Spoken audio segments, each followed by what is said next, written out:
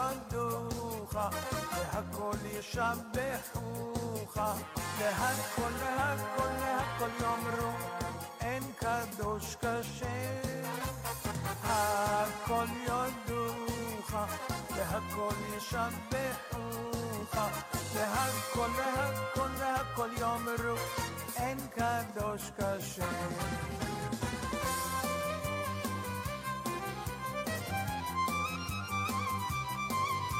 והכל יאמרו, והכל יאמרו, אין קדוש כשם.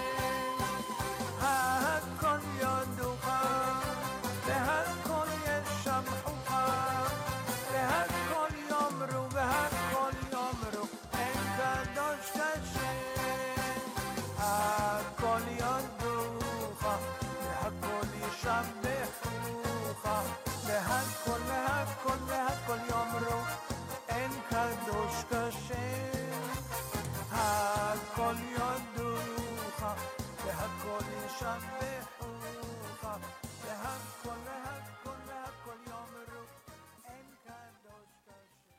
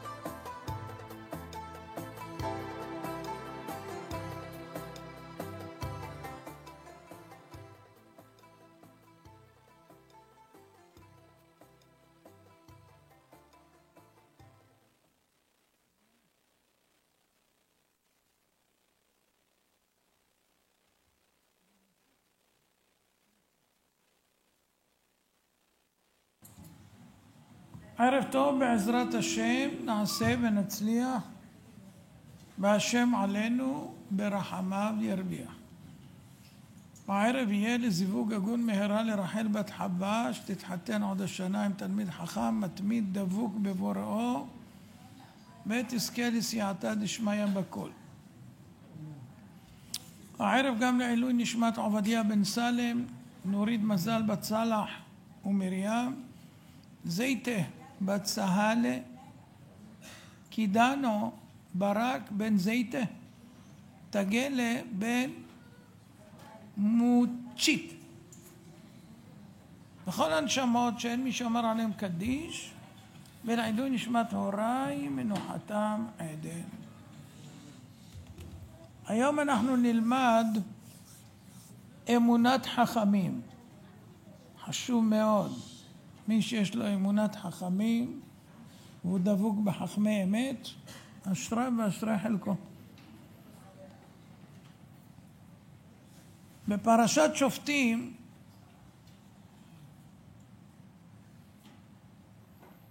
יש ציווי לשמוע על דברי חכמים ולסור למשמעתם, ולא לסטות מדבריהם כחוט השערה. וכך נאמר בכתוב, על פי התורה אשר יורוך ועל המשפט אשר יאמרו לך תעשה, לא תסור מן הדבר אשר יגידו לך ימין ושמאל.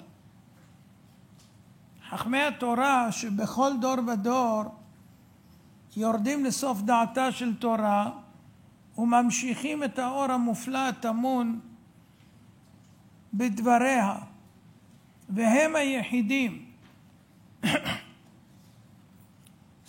מוסמכים לקבוע את פרשנות התורה ולהורות לנו את הדרך נלך בה.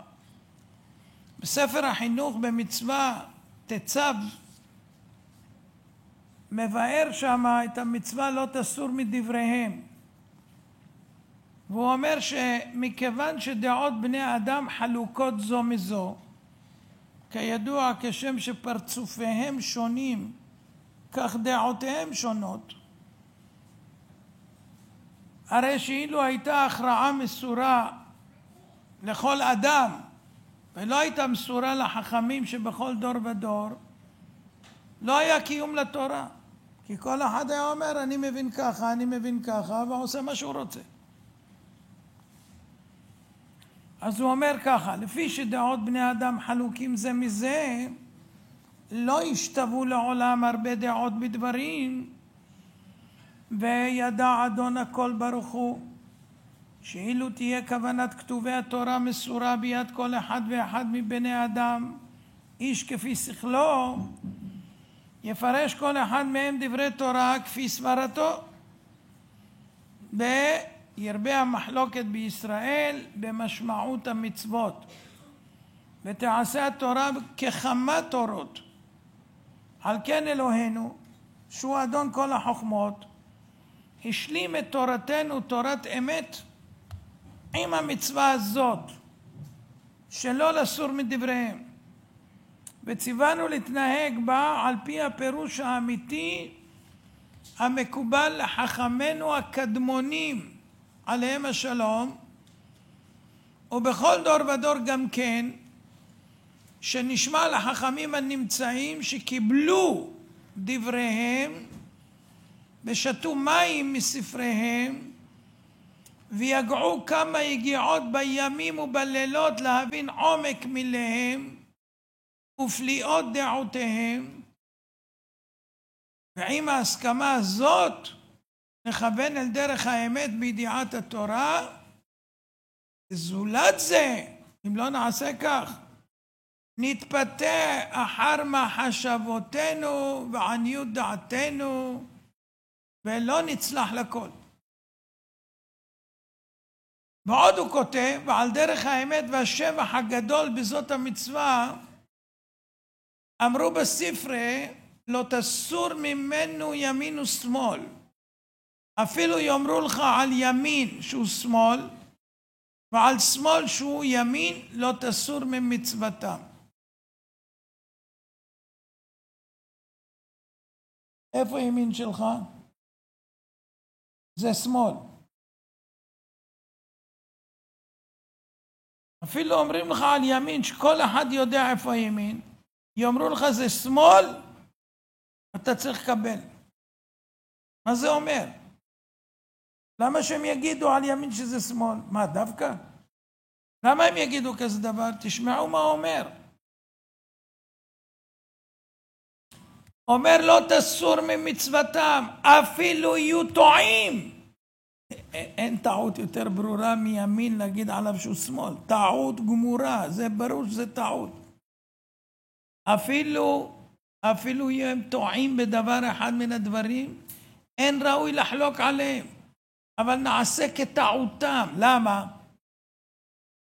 טוב לסבול טעות אחד, ויהיו הכל מסורים תחת דעתם הטובה תמיד, ולא שיעשה כל אחד ואחד כפי דעתו, שבזה יהיה חורבן הדת, ויהיה חילוק לב העם, ויהיה הפסד האומה לגמרי. ומפני העניינים האלה נמסרה כוונת התורה אל חכמי ישראל, ונצטוו גם כן שיהיו לעולם הכת מועטת מן החכמים, כפופה לכת המרובין. זאת אומרת, הולכים אחרי רוב. היה סנהדרין 71, אם היו 35 גדולי תורה, שכל אחד שם בסנהדרין ידע 70 לשון, חכמים אדירים. אם 35 אמרו ו36 אמרו הפוך, שומעים לרוב. זה כמעט שקול. ככה הקדוש ברוך הוא קבע. אחרי רבים להטות. מסר את התורה בידם של החכמים. הדברים הברורים ברורים. אין מחלוקת. דברים שצריכים להכריע, והם לא ברורים, וצריך להכריע על פי סברה, או על פי ראיות כאלה או אחרות, או ללמוד את זה ב13 מידות. אז היו יושבים סנהדרין גדולה וקובעים, והולכים אחרי הרוב. אף אחד מהחכמים לא יגיד על ימין שהיא שמאל. כל ילד קטן יודע מה זה ימין, מה זה שמאל. אבל עד כדי כך אומרת התורה שאפילו אם הטעות שהם יגידו תהיה ברורה,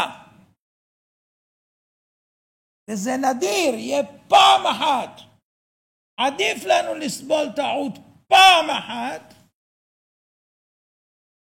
מאשר חס ושלום כל אחד יגיד, אם ככה, אז אני גם כן חכם, ואני לא צריך רב, ואני אקבע לעצמי, והכל בסדר, ואני אקרא את הכתובים, ואני אבין מה שאני רוצה.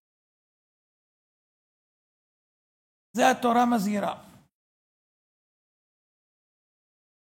ויש לנו מעשה מפורש, בגמרא בבבא מציעא נ"ט, מחלוקת רבי אליעזר וחכמים בתנורו של עכנאי. זה תנור של חוליות, והם נחלקו. האם זה טהור או לא? רבי אליעזר עמד יחיד נגד כל החכמים, וניסה להשיב להם ולהוכיח להם בראיות כאלה ואחרות, בסברות, בכל, לא קיבלו ממנו. השיב להם כל תשובות שבעולם ולא קיבלו ממנו. אמר להם, אם הלכה כמותי, חרוב זה יוכיח. הוא ראה שהוא לא יכול לשכנע אותם בשכל, אלא לעשות להם אותות ומופתים. אמר להם, החרוב יוכיח. החרוב שהיה ליד בית המדרש נעקר ממקומו לעיני כולם, ועף מהמה ונתקע שמה. אמר להם, הנה אתם רואים, אם כדבריי, החרוב יוכיח. אם אני צודק, הוא יעקר. נעקר! אמרו לו, אין מביאים ראיה מן החרוב. אמר להם, אם הלכה כמותי, אמת המים תוכיח. יש אמת מים, ויורד המים למטה כדרך הטבע, נכון? מים יורדים ממקום גבוה למקום נמוך. הוא אומר להם, אמת המים תוכיח. מה קרה? התחילו המים לחזור אחורה, רוורס, נגד הטבע. אמרו לו, אין מביאים ראיה מאמת המים.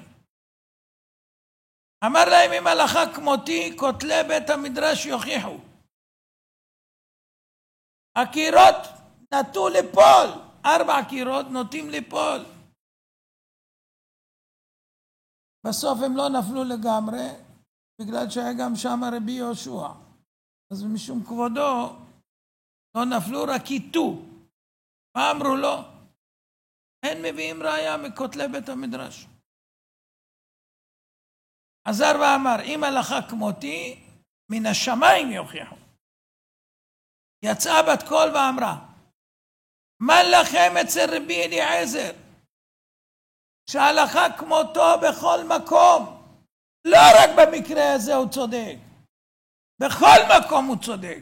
וההלכה כמותו בכל מקום, לא רק פה, גם בשמיים. יש לכם ראיה מופת יותר, בשמיים מתערבים, יוצאת בת קול, כולם שומעים, שההלכה כמותו, אז מה הם צריכים לעשות? לקבל. עמד רבי יהושע על רגליו ואמר, לא בשמיים היא. התורה כבר ירדה לארץ, היא לא בשמיים.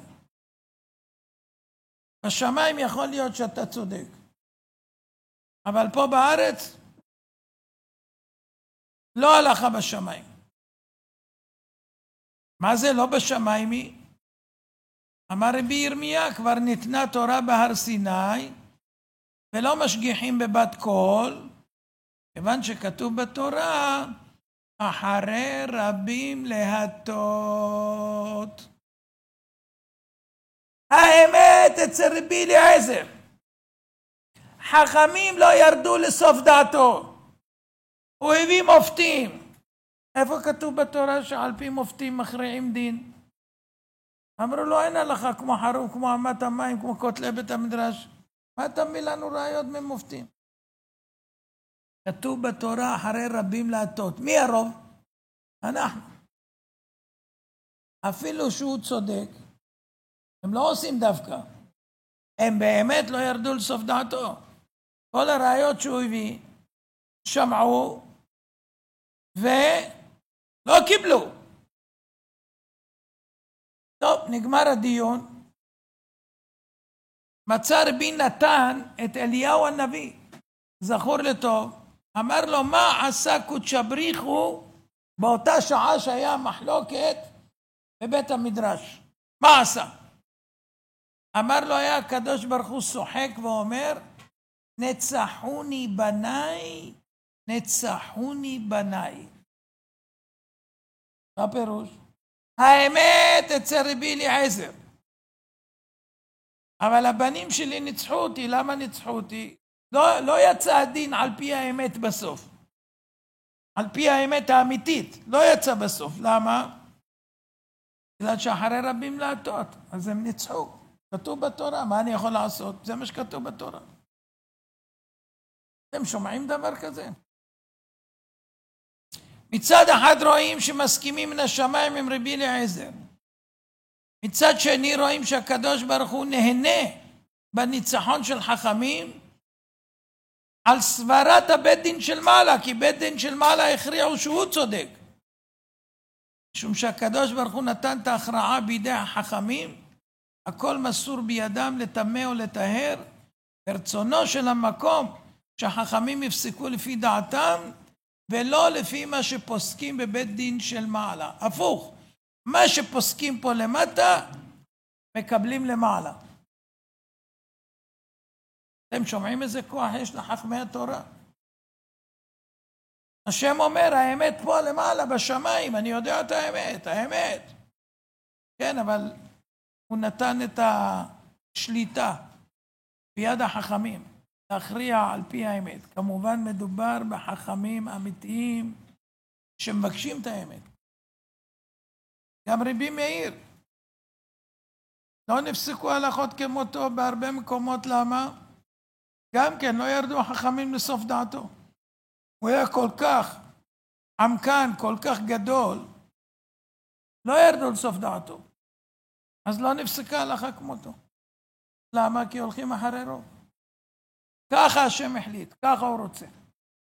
וככה פוסק בעל החינוך, שאפילו אם תהיה טעות אחת, כדאי לנו לשמוע לחכמים גם בטעות, ולא נאבד את כל תורה כולה וכל אחד יעשה דין לעצמו.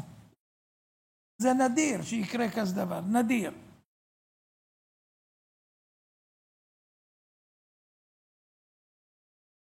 יחזקאל הנביא אומר, בן אדם צופן את עתיך לבית ישראל, ושמעת מפי דבר והזהרת אותם ממני. המלבי מפרש, הנביא החכם נמשל לצופה שעומד בראש המגדל, וצופה ונושא עיניו לכל עבר, והוא מבחין מתי האויב מתקרב לעיר. הוא מטריע ומעורר את אנשי העיר להתכונן. באותה מידה מבאר המלבי, עומד הצדיק צופה בין בני העם, הראייה זכה נמשכת למרחוק, והוא מסוגל להטריע בפני בני עמו על סכנות רוחניות שאיש מלבדו אינו מבחין בהם.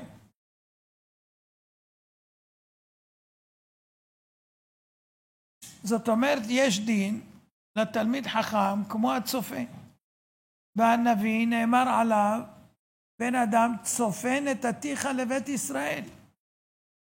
התפקיד של התלמידי החכמים האמיתיים זה לראות את הנולד ולהזהיר את העם מפני מה שהולך להיות. ואם העם חכם שומע לחכמים האמיתיים שעומדים במבחן של אמת עשרות שנים, ואז לא נכשלים. הגאון רבי יחזקאל אברמסקי, זכר צדיק קדוש לברכה, הוסיף ביאור נפלא. נדמיין שעומד צופה בראש המגדל ואומר שמתקרבים חיילי אויב. בני העיר למטה שלא רואים מה שהוא רואה, מתנגדים, אומרים, מה פתאום, לא יכול להיות. זה הכל דברי הבל וכזב. מה הראיה שלהם? הם לא מבחינים. הם לא מבחינים בשום חייל. מאיפה אתה אומר שיש חיילים מתקרבים? אבל הוא למעלה. הוא רואה למרחוק. אתם למטה. הם לא יכולים לראות מה שהוא רואה מרחוק. לא, אבל הם אומרים לא. מה היה עם החיסונים? זרנו. אמרנו. הבאנו ראיות. מה יהרגו את כולם? מה יעשו דווקא? מה אתה רוצה להגיד זה קנוניה עולמית?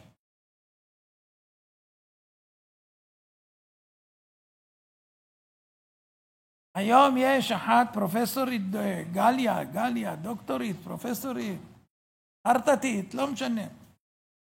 גליה רהב קוראים לה. היום היא מודה שהחיסון גורם לדום לב. היום היא מודה, היא עודדה את כולם לקחת חיסון, והיום היא מודה. אז עכשיו ברור שהחיסון הורג אנשים. צעירים והכל, תוך 3-6 שנים אנשים מתים מהחיסון. ואמרו אנשים, הנה לקחתי 3-4, לא קרה לי כלום. בטח, חכה עד שיהיה לך קרישים בדם, אז שיהיה לך דום לב, אי אפשר יהיה להגיד לך אפילו, אתה רואה, צדקנו. כמה אתם שמעתם בסביבתכם שמתו אנשים? כמה לידות שקטות קוראים לזה, שעוברים מתים בבטן? כמה נשים לא יכולות להרות? כמה גברים איבדו את הפוריות? כמה מחלות וצרות וייסורים והכל?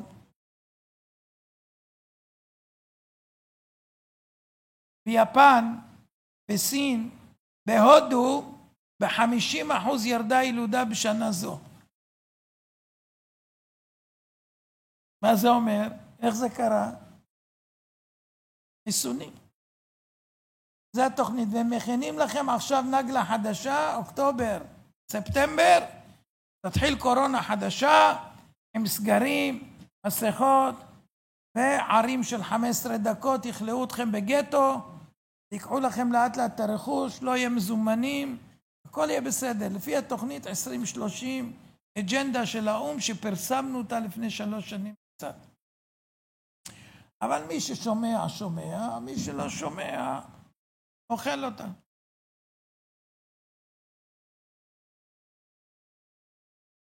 המסילת ישרים אומר שיש גן המבוכה. פעם היו עושים ממלכים גן, דונמים, ושותלים עצים ושיחים ושבילים, מלא שבילים, מלא. אתה נכנס בצד אחד, אתה צריך להגיע לאכסדרה שנמצאת באמצע. אבל זה גן המבוכה. מה פירוש? אתה נכנס ופתאום אתה נתקע, אין מוצא. חוזר בחזרה, נחפש דרך אחרת, מגיע עוד פעם אין מוצא. יכול לקחת לך ימים, שבועות, עד שתמצא ככה, זה מקום ענק. זה משחק של המלכים. מה יעשה אדם בשביל להגיע ישר לאכסדרה? אם יש מישהו שכבר הגיע לשם, ישאל אותו איך עוברים. הוא כבר עבר את הדרך, הוא יודע אחרי. אבל אדם טיפש, לא שואל. רואים אחד מסתובב כל הזמן, עוצרים אותו, למה אתה מסתובב? מחפש כובע. אז תשאל. לא, אני נמצא לבד. תמבלולו. יש לך ווייז? כן. אז למה אתה לא פותח? לא, אני לבד. הוא מוצא לבד. לא צריך לסמוך על אף אחד, הוא לבד. הכל לבד. שטוח כזה. אז זאת אומרת, בן אדם צריך להיות חכם, ולשאול את אלה שכבר הגיעו.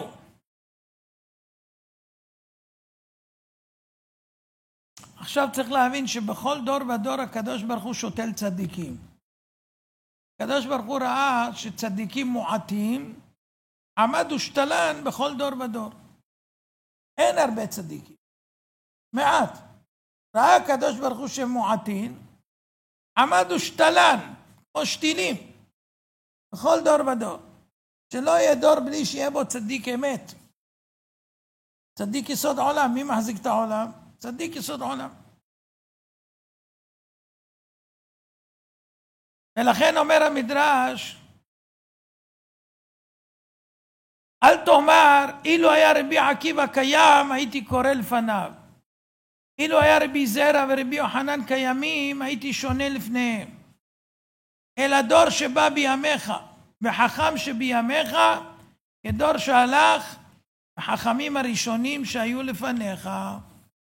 זאת אומרת, צריך למצוא בכל דור ודור את החכמים האמיתיים שאפשר ללמוד מהם ולהלך לאורם. לא להגיד, אין, בדור הזה אין. אם הייתי בדור של רבי עקיבא ואחרים, הייתי נשמע להם ועושה הכל.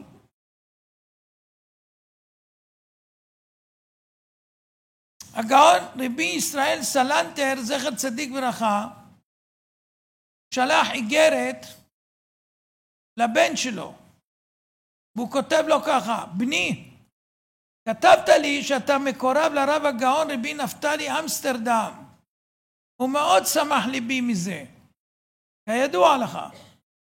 וכבר כתבתי לך מזאת להידבק לאיש צדיק אמיתי ולעשות הכל על פיו.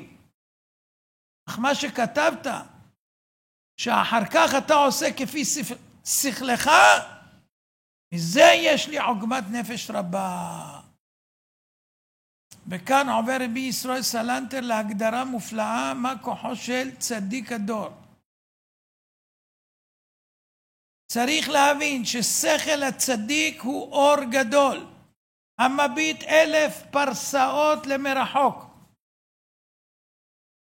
ואור שכלנו מביט רק סביבנו, ודי למבין. יכול לומר לאיש הנוסע לביתו, לא תיסע בדרך זו, אף כי מתחילה היא דרך טובה וישרה, אבל כאשר תעבור ב10 פרסאות, יהיה מוכרח לחזור, יהיה שם מים. עד כדי כך ראיית הצדיק למרחוק. הוא חכם הרואה את הנולד, וסתירת זקנים בניין. אם זקן אומר לך, לסתור דבר, לשבור, לפרק, לא לעשות, זה בניין. בניין נערים, סתירה. בניין. נערים אומרים, מה צריך לעשות, צריך לפעול, צריך לעשות, זה סתירה, זה הרס וחורבן. לעומת זאת, מה שלא נראה לך, החכם אומר לך, לא, הוא רואה למרחוק, וזה הבניין. זה נראה לך כאילו, אתה מפסיד, חשבת שהוא יגיד לך כן, הוא אמר לך לא. אם תעשה לפי הסברה שלך, יתברר לך שאתה היית בסדר.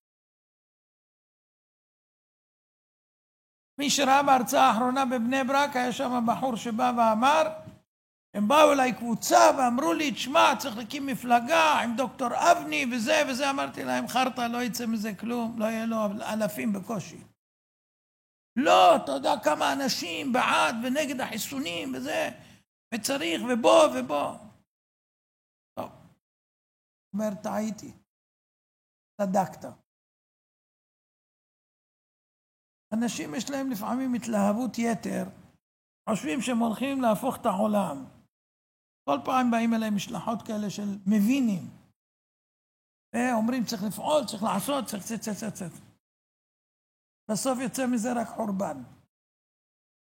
יש כמה ליצנים עכשיו שהחליטו שהעולם שטוח וזה. אמרתי להם, אל תדברו מזה בכלל, יהיה רק מחלוקת ונזק. לא שמעו, עכשיו הם נטבעים. אין שכל, אין דאגות. אז זאת אומרת, אנשים צריכים להבין, צריך מישהו שיראה למרחוק. ולא כל אחד מסתכל למרחוק, אנשים מסתכלים מה בוער להם הרגע, ורוצים לפתור את הבעיה הרגע, אבל לא רואים למרחוק.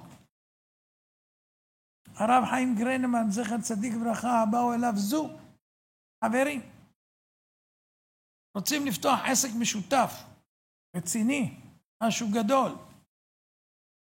אמרו לו, מה הרב אומר? הסבירו לו מה העסק, אמר להם, הנשים שלכם הם ביחד? אמרו, לא כל כך. אמר, אל תעשו עסק. עסק של מיליונים. אל תעשו עסק. פרעת הנולד. הקנאה שתהיה בין הנשים. היא תגיד לו, הוא גונב אותך, הוא זה, הוא מרוויח יותר ממך, אתה עובד יותר הרבה, הוא ככה, הכל יהרס, חורבן, מלחמות, בתי משפט, הכל יתפרק. שמעו לו. אבל יש כאלה לא ישמעו, כי אם הם רואים מיליונים בדרך, לא לוקחים בחשבון דברים כאלה. תסתכלו על מה מסתכל החכם. לא מסתכל עכשיו איפה הוא יפתח, מה העסק, מה זה. יתקיים העסק או לא יתקיים? קודם כל, יהיה לו קיום או לא יהיה לו קיום? מה יכול לגרום שלא יהיה? אז הוא בדק קודם כל אצל הנשים. הם הודו שהם לא כל כך מסתדרות, אז זה יהיה חורבן. נו, לך לעורך דין, לך לרואי חשבון, לך לאלה, תגיד להם, די לפתוח את העסק, ישר יגיד לך, כן, חשבונאית, כן, זה, כן, כדאי. הוא יחשוב בכלל על נשים, על משהו כזה. זה ראייה של חכם. תשמעו עכשיו דבר מדהים, לא יאומן כי יסופר, לא יאומן כי יסופר. שמעתם על בני פפוניה? זה מצחיק, נכון? בני פפוניה, שם מקום פפוניה. הגמרא מסכת פסחים מ"ב אומרת, רב מתנה דרש בעיר פפוניה קודם חג הפסח, ולימד את בני העיר הלכות קשורות לאפיית מצות.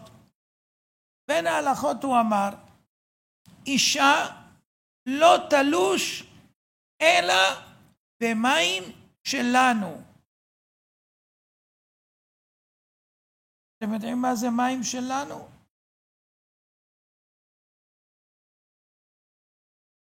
מים שהם נמצאים בבאר, וכל הלילה הם היו בבאר, הם מצוננים, ואז לוקחים את המים האלה בשביל לאפות בהם את המצות. כי אם לוקחים מים מברזים או ממקומות אחרים שהם גלויים, אז הם חמים. ואם המים חמים הם יחמיצו את הבצק, ואז יהיה חמץ, המצות יהיו חמץ. אז צריך מים שלנו את הלילה. אז הוא אמר להם, הלכה. מה ההלכה? אישה לא תלוש אלא במים שלנו. זאת אומרת, היו לילה שלם והצטננו. תושבי העיר לא הבינו את הכוונה. היו בטוחים שכשהוא אומר, מים שלנו, זה המים שלו ושל אשתו. אז הם באו, עמדו בתור. כל בני העיר עומדים בתור, עם דליים, לקחת מים מכבוד הרב מתנה. תן לנו מים. ומיד העמיד אותם על הטעות, אני אמרתי ללוש במים שלנו לינת לילה. למה מספרת לנו הגמרא את הסיפור הזה? לבזות את בני פפוניה, שנדע שהיו בני פפוניה אנשים שלא יודעים בין ימינם לשמאלם, שהם עמי ארצות. מה רוצה הגמרא לספר? זה מה שהיא רוצה לספר לנו? שכולם לא יודעו הלכה פשוטה ושהם טעו כאחד? בשם האבני נזר מבואר, ההפך באה הגמרא לומר. היא מספרת לנו את השבח של בני פפוניה. איזה אמונת חכמים הייתה להם. באופן נפלא. הם היו יכולים לחשוב, הרב אמר שנבוא ניקח מהמים שלו, בטח הוא רוצה לעשות עלינו כסף.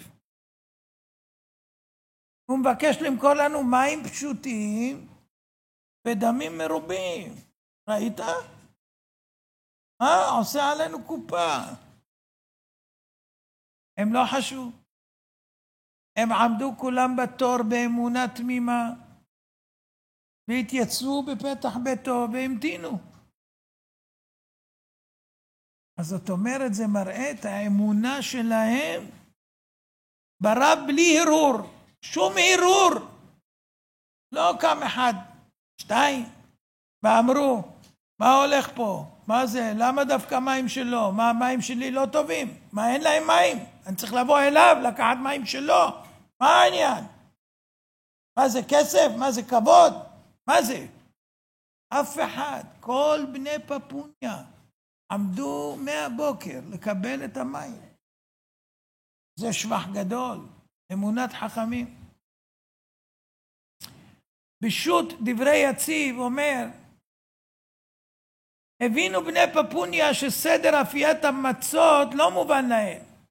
לא התחכמו, לא ערערו, באו בהכנעה לקבל מים, שבוודאי הם כשרים לאפייה. אולי המים שלו הם מסוננים, אולי הם מיוחדים. לא שאלו שאלות. הרב אמר, הרב אמר. ומסיים שמה, בעוונותינו הרבים זה קלקול דורנו. מחשיבים את חוכמת האומות יותר מאמיתות תורתנו הקדושה, ועוזבים מקור מים חיים לחצוב להם בורות נשברים. כן, מדינת ישראל אומרת, אנחנו שייכים לתרבות המערב. אין לנו תרבות של יהודים. אין לנו ספר תורה. אין לנו חוכמת חכמים שקיבלו את התורה. אין לנו. יש לנו חוכמת הגויים. איך שופטים בבית משפט? לפי חוכמת הגויים. המשפט העברי לא מכניסים. בושה וחרפה. בדרום קוריאה לומדים גמרא 54 מיליון תלמידים. תרגמו את הגמרא לדרום קוריאנית ומלמדים גמרא. למה? כי הם הבינו שהעם היהודי הוא העם הכי חכם. והם שאלו מה החוכמה, מאיפה היא נובעת? אמרו להם התלמוד. אז הם אמרו, גם אנחנו רוצים להיות חכמים. אל תאמינו לי, תפתחו בגוגל, תכתבו, דרום קוריאה, גמרא, ותראו אם אני צודק. הם מבינים איפה לומדים בישראל תלמוד בבתי ספר ממלכתיים, הוציאו את התנ"ך בכלל. אין אמונת חכמים, אין אמונה בשם, אין אמונה בכלום. הגוי, עשיו כותב על הדולר, In God we trust. באלוקים אנחנו בוטחים. יש לך איזה שקל, או איזה שטר שכתוב עליו שם השם? בצה"ל כשכתבו ברוך השם, הוציאו חוק שאסור לכתוב ברוך השם בדפים של הצבא.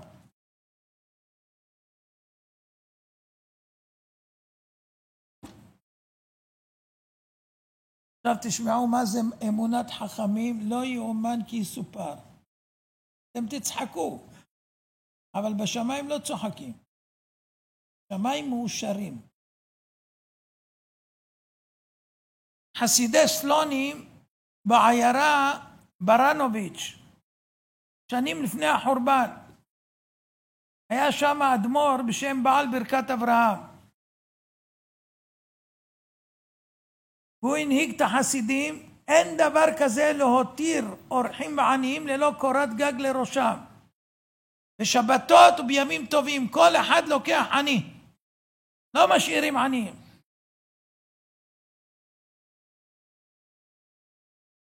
וכדי שיהיה בטוח שמקיימים, הוא היה נשאר אחרון בבית המדרש, בבית הכנסת, אחרי התפילה, לראות שלא נשאר עני בבית הכנסת. שכולם לקחו. פעם אחת נותרו אנשים בודדים, ופיזרו אותם, ובסוף נשאר חסיד אחד ועני אחד. אמר האדמו"ר לחסיד, אורח זה מוטל על כתפיך. החסיד קם ממקומו, רץ לעני, הזמין אותו בשמחה לסעוד על שולחנו. העני מתכונן להתלוות אל החסיד, פתאום מתכופף החסיד, קרע ברך והניף אותו על כתפיו. מה אתה עושה? אומר לו העני, למה אתה מרים אותי? אמר לו, לא שמעת מה אמר הרב? הוא אמר מפורש שאתה מוטל על כתפיי. פשוטו כמשמעו. הרב אמר על הכתפיים, זה על הכתפיים. לקח אותו על הכתפיים הביתה. אמר לו, תקשיב, הוא לא התכוון לזה, הוא התכוון שאתה תדאג למחסור שלי, וזה מוטל על כתפיך. אני לא אסור מדברי הרב. הוא אמר לי על הכתפיים, זה על הכתפיים. באמצע השבת כולם רואים אותו, את החסיד רץ עם מישהו על הכתפיים שלו, לכיוון הבית. זה אמונת חכמים. שמעתם? אמרתי לכם שאתם תצחקו. אבל בשמיים מאושרים. אם יש לאדם אמונת חכמים כזאת, שהוא לא זז ממה שאמר הרב, האדם הזה מובטח שתפילותיו יתקבלו, שהעצות שהוא יקבל יתקיימו. ריבותינו במדרש אומרים על הפסוק, אל גינת אגוז ירדתי. דרש רבא, למה נמשלו דברי תורה לאגוז? האגוז כל זמן שעצו דבוק לפריו ומשומר. פרש ממנו, משליכים אותו להשפעה. כך ישראל, כל זמן שהם דבוקים לחכמים ושומעים לדבריהם, זוכים לקנות שני עולמות. אם פורשים מהחכמים, איבדו שני עולמות. זה נקרא אל גינת אגוז ירדתי. אנחנו נמשלנו לאגוז. שמחובר לעץ, קיים, נשר, נזרק.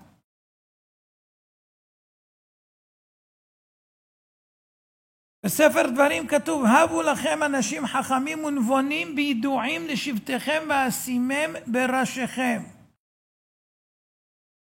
אומר הכתוב, המדרש, ואשימם, כתוב אבל ואשמם. אמר רבי יהושע בן לוי, אמר להם משה, אם אי אתם נשמעים להם, אשמה תלויה בראשיכם. כאילו כתוב באשמם, באמת כתוב עם יוד. אבל המדרש ממשיך וממשיל משל נפלא. למה הדבר דומה? נחש. אמר הזנב לראש, עד מתי אתה מתהלך תחילה? כל הזמן אתה הראש הולך בראש ואני תמיד בסוף. עד מתי? אני אלך תחילה. אמר לו, הולך. הלך ומצא גומה של מים, השליך אותו לתוכה. מצא אש, השליך אותו לתוכה. מצא קוצים, השליך לתוכה. מי גרם? והלך הראש אחרי הזנב. כך כשהקטנים נשמעים לגדולים, אז הגדולים גוזרים גזרה ובשמיים שומעים להם. אבל אם הגדולים הולכים אחרי הקטנים, נופלים על פניהם. והיו כמה קטנים סביב כמה גדולים, שלצערנו הרב אמרו להם מה להגיד בעניין החיסונים, והם אמרו. ופעם אמרו ופעם לא אמרו. זה כשיש גחזים. לאלישע הנביא היה משרת שקראו לו גחזי. יכול להיות שגחזי יכול להטעות את הנביא אלישע? כן, זה מה שהיה. לכן נקראים כל אלה שנמצאים סביב הגדולים ומשתמשים בגדולים למטרות שלהם, קוראים להם גחזים.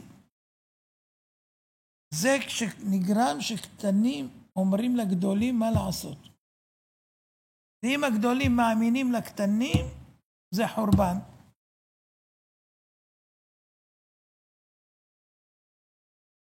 צריך להסתכל מי נמצא סביב הגדולים.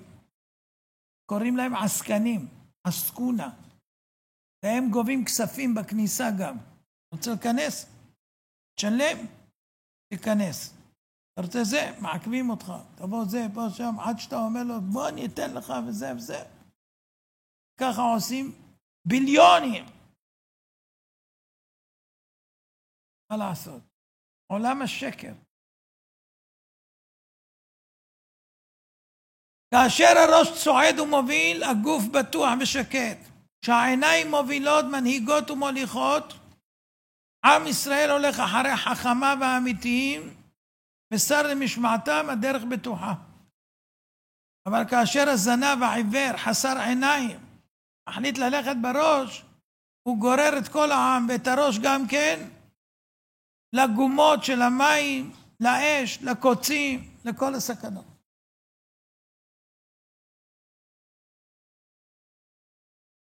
אומרת הגמרא במסכת חגיגה י"ד, רב דימה אמר, 18 כללות קילל ישעיה את ישראל, ולא נתקררה דעתו, עד שאמר להם את הפסוק הזה בישעיה ג' ירהבו הנער בזקן והנקלה בנכבד.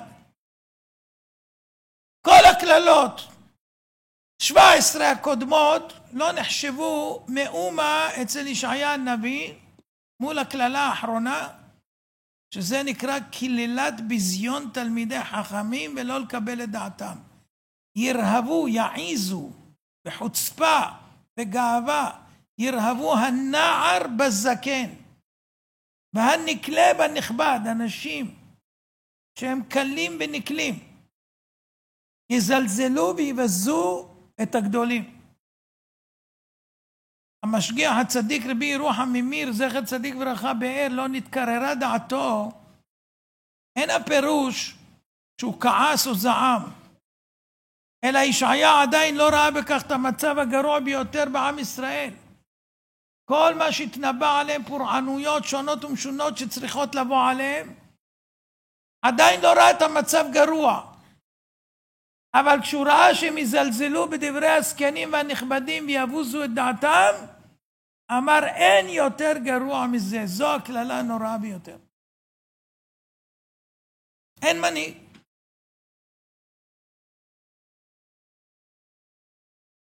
אתם יודעים שבהיסטוריה של המדינה הזאת, היו מקרים שהיו ממש חמורים. נגיד להפציץ את הכור העיראקי. בגין הלך לרבי מלילוב ולבבא סאלי לפני המבצע, שאל אם לעשות ואיך לעשות. הרבי מלילוב נתן לו ברכה שזה יצליח. הבבא סאלי גם. אז הוא שאל אותו רק הבבא סאלי באיזה שעה זה יהיה? אז הוא אמר לו את השעה. הוא אומר לו לא, תדחו את זה בשעתיים.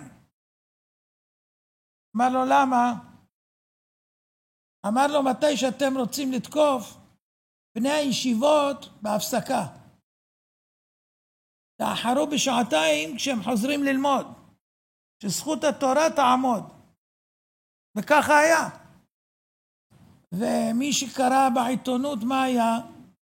הם הגיעו והיה עננים. והם קרובים למטרה. הם לא יכולים להנמיך יותר מדי שלא יראו אותם. אז הם מעל העננים והם לא רואים את המטרה. איך שהם הגיעו ממש הכי קרוב שאפשר, שכבר זהו, אם הם יפספסו אז הם עברו את הכור. פתאום נפתחו העננים כמו כיכר. ראו את המטרה, הפציצו וחזרו לשלום. נו, בגין לא הלך לשאול את הרמטכ"ל. הוא לא הלך לשאול את ראש השב"כ. הוא לא הלך לשאול אף אחד. הוא הלך לשאול שני צדיקים, והם אמרו לו מה ואיך, וזה התוצאה. יש עוד כל מיני מקרים כאלה שהיו בעבר, שהיו כאלה שהתייעצו בעניינים הרי גורל. בסוף, גם החילונים הכופרים יודעים שצריך להתייעץ עם חכמי התורה. לא תמיד זה נקי, לפעמים זה פוליטי, אבל גם בדברים כאלה שהם כבדי משקל, יש כאלה שיש להם את השכל לשאול גם כן. ויהודים שלנו מאמינים בתורה, מקיימי מצוות, לא שואלים. הם חכמים לעצמם לבד, הם לא צריכים. הם לא צריכים ראש. יש להם ראש לבד. גם הזנב חשב שיש לו ראש.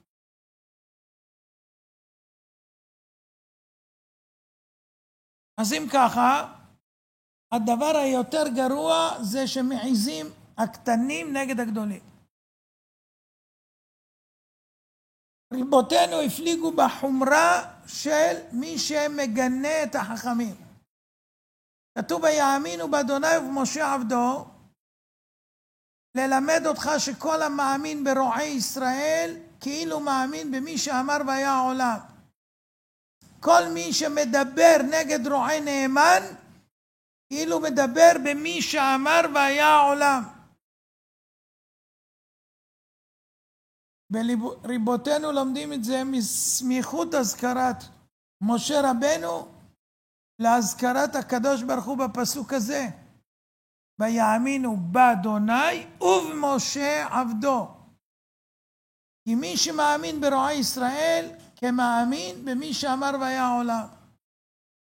מי שאינו מאמין ברועי ישראל, בגדולי הדור המנהיגים את הדור כמוהו ככופר בריבונו של עולם. רבי יצחק לוי מברדיצ'וב זכר צדיק לברכה אומר, וירא ישראל את היד הגדולה אשר עשה אדוני במצרים, ויראו העם את אדוני, ויאמינו באדוני ובמשה עבדו. הוא שואל קשה, מה גרם לישראל להתחזק באמונה בכוח הנביאות של משה רבנו, בעת שהם ראו את הניסים של הקדוש ברוך הוא והיד הגדולה והחזקה שלו? איך זה מוביל להתחזק באמונה במשה רבנו? אז הוא אומר, אחד הגורמים שמפריעים ביותר לאדם ומונעים אותו מלהאמין בדברי חכמים, זה המחשבה שבן אנוש לא מסוגל להגיע להשגות רמות ונפלאות. ואז אדם אומר, למה שאני אסמוך עליו? מה הוא יותר טוב ממני? גם אני חכם. הוא אדם כמוני, הוא אוכל, שותה, ישן, גם אני. אוכל, שותה, ישן. הוא לומד, גם אני לומד. מה הבעיה? שאדם יגיע להשגות רמות כאלה שאני אאמין בו כבר. ואדם שוכח שצדיק זה בגדר סולם מוצב ארצה וראשו מגיע השמיימה. הצדיק נראה אדם פשוט, רגיל. הוא הולך כמונו פה בארץ. אבל הראש שלו בין מלאכי השרת. אומר רבי לוי יצחק, שעמדו ישראל בקריעת ים סוף על שפת הים, והם זכו להשגות מופלאות, שראתה שפחה על הים, מה שלא ראה יחזקאל בן בוזי במעשה מרכבה, חדרה לליבם הכרה לאן יכול להגיע בן אנוש, בשר ודם, בהשגות רוחניות. כולם הפכו להיות נביאים. הם ראו, האישה הכי פשוטה, ראו מה שיחזקאל הנביא לא ראה. אז מה הם ראו? שהאדם יכול להגיע לדרגות הנשגבות האלה אז עכשיו הם טעמו קצת מי זה משה רבנו. כי הם ראו שהם בעצמם בלי שום הכנה. הוא היה נביא, היה לו הכנות, בשביל להגיע על דרגת נביא צריך הכנות, צריך להיות מושלם, צריך מידות נפלאות, צריך ענווה, צריך הרבה דברים. והם פתאום בן רגע זכו לראות יותר ממעשה מרכבה. נפתחו להם השמיים. אז הם הבינו שהאדם באמת יכול להשיג. מאותו רגע ויאמינו בשם ובמשה עבדו. זאת אומרת, אם הם חשבו שאדם לא יכול להגיע עד כדי כך שאני אאמין בו שהוא כזה ונמצא בעולמות למעלה, הקדוש ברוך הוא עשה להם את החסד ופקח את עיניהם. ולכן כתוב, ויאמינו בשם ובמשה עבדו. ממש, כאילו להשוות את הנביא לשם יתברך. מי שלא מאמין בו, כאילו לא מאמין בשם. אבל זה ניסיון קשה להיות מאמין באמונת חכמים. ובפרט שהשכל וההיגיון של האדם מושכים אותו לכיוון אחר. והחכמים אומרים לו בדיוק הפוך. ועכשיו יש לו הכרעה. האם ללכת אחרי שכלו או אחרי החכם. אם ננתח את המצב, נמצא שהסיבה, אדם אינו מבין שכמו בכל חוכמות העולם, גם חוכמת התורה, שהיא אם כל החוכמות כולן, מבוססת על אמונת חכמים. הלא בכל חוכמה וחוכמה אדם אינו מבקש לסמוך רק על דעתו והבנתו. לשם דוגמה, יש אחות ראשית, היא מוסמכת בעלת ידע רפואי רב, אחראית על מחלקה בית חולים. היא יודעת שפלוני זקוק לתרופה מסוימת. יום אחד היא מוצאת פתק שהפרופסור, ראש המחלקה, אומר לשנות את התרופה למשהו אחר. האם היא תפקפק בדבריו? האם היא תערער? כי היא אומרת, אני רגילה תמיד לתת את הכדור הזה. מה פתאום עכשיו משנים? ודאי שהיא לא תעשה כך. היא יודעת שהידיעות שלה מוגבלות, היא רק אחות. הוא פרופסור. ואין לה זכות לחלוק על פרופסור מדופלם. אפילו שהיא לא מבינה מה פשר ההוראה. היא יודעת שידיעותיו עולות על ידיעותיה עשרות מונים. והיא חייבת להיות כפופה לדעתו. אז במה נגרעת חוכמת התורה בעניין זה? מה קרה? למה בענייני תורה אדם חושב שהוא בר סמכה ולא צריך אף אחד מעליו? למה אדם טיפש אומר אני לא צריך רב, אני יודע לקרוא לבד? זה מראה כמה האדם הזה נבוב, כמה הוא חלול. האם אדם לא אמור לחשוב בדעתו שעם כל הכבוד למה שהוא יודע והשיג, אפילו אם הוא בן 26, עדיין צריך להכפיף את דעותיו לדעותיהם של הגדולים ממנו, מבוגרים ממנו, ניסיון גדול יותר, שעמדו לצידם של גדולי העולם שבחנו אותם ימים ולילות. והוא מחליט שהוא מבין הכל לבד. אדם נבוב, שטוח, חלול. וכך מוצאים את ההגדרה של הגמרא בברכות. אפילו קרא ושנה ולא שימש תלמידי חכמים, הרי זה עם הארץ. שמעתם? קרא ושנה, יודע את הכל בעל פה. אומר את הדפים חרטה, לא משנה. אף אחד לא בודק אם הוא אמר נכון. אף אחד לא בדק בפנים אם הוא אמר מה שכתוב שם נכון וקשור למה שהוא אמר. כי אנשים מתפעלים, אחד אומר בר בר בר בר בר, כולם מתפעלים. אבל אם הוא לא שימש תלמידי חכמים שנים ועשרות שנים, להיות במחיצתם, וגם הם יבחנו אותו במעשיו ובלימודו, הרי זה עם הארץ. אדם יכול לקרות ולשנות, ללמוד גמרא והלכה ולהישאר עם הארץ. למה? לא שימש תלמידי חכמים. הוא לא כפוף להוראותיו. הפוך, הוא אומר שכולם טיפשים ואף אחד לא מבין. אם הוא מצא טעות בדקדוק אצל מישהו, הוא כבר לא שווה שום דבר. אין טעות לשונית, אין בן אדם פתאום יצא לו ככה. לא, לא, לא. טעה, נגמר הסיפור, שלום, הוא לא שווה כלום. והטיפש הזה טועה בהלכות פשוטות שכתובות בשולחן ערוך ברור. הוא לא יודע לקרוא אפילו מה שכתוב. עם הארץ מדאורייתא ומדרבנן. כותב החזון איש בקובץ אגרות א' קפ"ב. שאלת איך הדרך לאמונת חכמים? תשובה, אמונת חכמים תלויה באמונת החוכמה בכלל. אין חוכמה בעולמנו בלתי אם עברה לנו דרך נשמת חכם חי. אתה לא יכול להשיג חוכמה, זה לא לקרוא מה שכתוב ואתה נהיה חכם. אתה צריך לקבל אותה מחכם חי. חזון איש אומר במילים קצרות, סוד אמונת חכמים. תומך את אמונת החכמים באמונת כל החוכמות שבעולם. אם אתה לא מאמין באמונת חכמים, איך תוכל להאמין בכל חוכמה שהיא?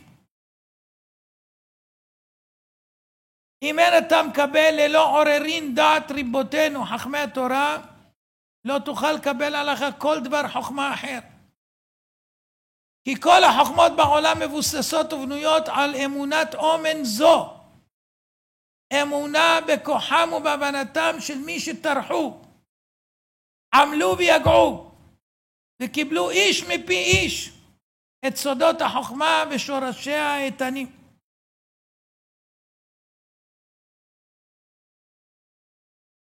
אם אתה קורא בספר, אז לכאורה זה חוכמה של חכם. זה לא אומר שאתה מבין. יש הרבה אנשים שיקראו אותו קטע ויבינו כל אחד משהו אחר. אפילו בגמרא אתה רואה שיש אנשים יושבים, זה אומר על אותם דברים סברה כזאת, יש אחר אומר סברה אחרת, ושלישי אומר סברה אחרת. מי אמר שאתה צודק? זה שיש לך סברה כזאת זה אומר שאתה צודק? רק אם זה עבר דרך חכם חי, שהוא למד מפי ריבותיו וריבותיו עד משה רבנו. ואם בכל חוכמה אמורים הדברים, בחוכמת התורה על אחת כמה וכמה. ומעניין שאותם שטוחים מאמינים למדענים. הם אומרים שהמדע משקר, אבל מאמינים למדענים אחרים. מה הם יותר טובים מאלה? מי אמר שלהם אין אינטרסים? מי אמר שהם לא קונספירטורים? אלה אנשי אמת, בדקת אותם שהם אנשי אמת, הם חיים על פי האמת. הם השיגו את האמת בעולם. הם חיים כמו עובדי עבודה זרה והכל, אז למה אתה מאמין להם? מה הם שונים מזה? זה אומר כך, זה אומר כך. למה בחרת בזה? כי אתה ליצן, אתה תכריע. בגלל שמראש יש לך כוונה להכריע כך, אז אתה מגבב לך את כל האנשים שיגידו בדומה לך, לא משנה מהם. מהשוק, מהמדע, מפה, משם, אין שום בעיה. אז אם בחוכמה רגילה זה ככה, בחוכמת התורה על אחת כמה וכמה. הלא התורה קדושת תורה עמוקה ורחבה עד אין קץ, ארוכה מארץ מידה ורחבה מים, לכל אדם שיעמיק ויתייגע עוד ועוד, הוא מבין כמה הוא לא מבין. ככל שאדם לומד עוד ועוד, מגלה עולם אדיר של חוכמת התורה, פרטי פרטים ופרטי פרטים, דימויים והקשים וחילוקים ופלפולים. בתכלית הידיעה שלא נדע. בסוף התכלית, אחרי כל מה שלמדת, אתה צריך להבין שאתה לא יודע עדיין כלום. יש טיפשים שאומרים שהם כבר יודעים הכל, ולא רק זה, יודעים יותר מכולם. איזה ענווה, מדהים. וזה הסיבה שהגדול בדור, גאון הגאונים, קוראים לו תלמיד חכם. למה? כי הוא רק תלמיד. וללמוד זה אף פעם לא מסתיים. בלימוד התורה פרה ורבה. וככל שלומדים מבינים שאין סוף בקץ. אבל בשביל להחליט ולפסוק ולדעת איך להתנהג, מתי כן ומתי לא, צריך חכם חי.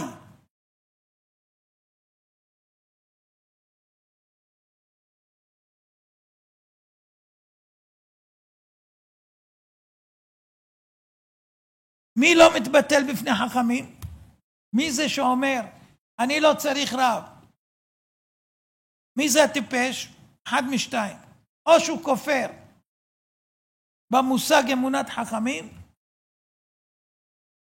והוא לא מבין שבלי האמונה הזאת לא תיתכן מציאות של חוכמה בעולם, או שהוא בער וכסיל, שאינו מבין כי חוכמת התורה עמוקה ורחבה עד אין קץ, גבול ומידה, והוא סבור בעם ארצותו שאפשר לכל אחד להשיג את חוכמת התורה במיעוט ימים ומאמצים.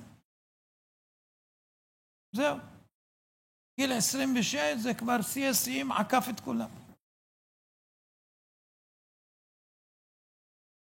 הגאון הגדול רבי אליעזר סילבר, זכר צדיק ברכה, עקר לארצות הברית והוכתר שם כרב של קהילה קטנה, כולם היו עמי ארצות. בתקופה קצרה שהוא שרד שם, כי פיטרו אותו ראשי הקהילה, וגם אמרו לו מה הסיבה. אמרו לו, אנחנו ראינו באחד הלילות שהאור דולק בביתך. בסקרנות הצצנו מהחלון לראות מה אתה עושה בשעה כזאת בלילה. ונדהמנו לראות שאתה יושב על השולחן ולומד. אתה מפוטר! למה? כשלקחנו אותך לרב, חשבנו שכבר למדת הכל. אנחנו רואים שאתה עוד צריך ללמוד.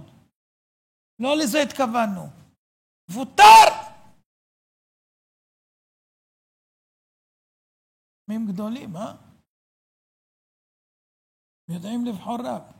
הם רוצים רב שלא צריך שום דבר. הכל הוא אומר, שלוף. לא חשוב נכון, לא נכון. אבל אסור לא ללמוד יותר. סימן שעוד לא גמרת לימודים. אתה בא ללמוד על חשבוננו, לקחת משכורת. זה מעשה אמיתי, רבותיי. הקושי שעומד בפני האדם לקבל דעת חכמים, שייך אצל תלמיד חכם, שיש לו ידע נרחב בתחומי התורה הקדושה, הוא צריך לבטל את דעתו בפני דעת חכמי הדור, ולקבל ללא עוררין את הוראותם.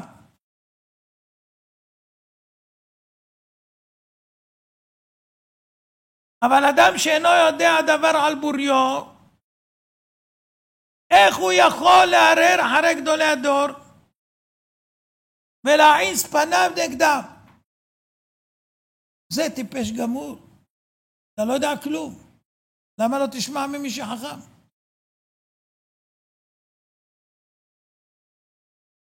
דומה לאדם שעלה למטוס, נכנס לתא הטייס, ושואל את הטייס, מה הכפתור הזה?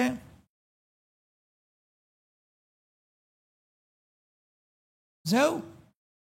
את כל מאות הכפתורים האחרים אתה מכיר, אתה מבין?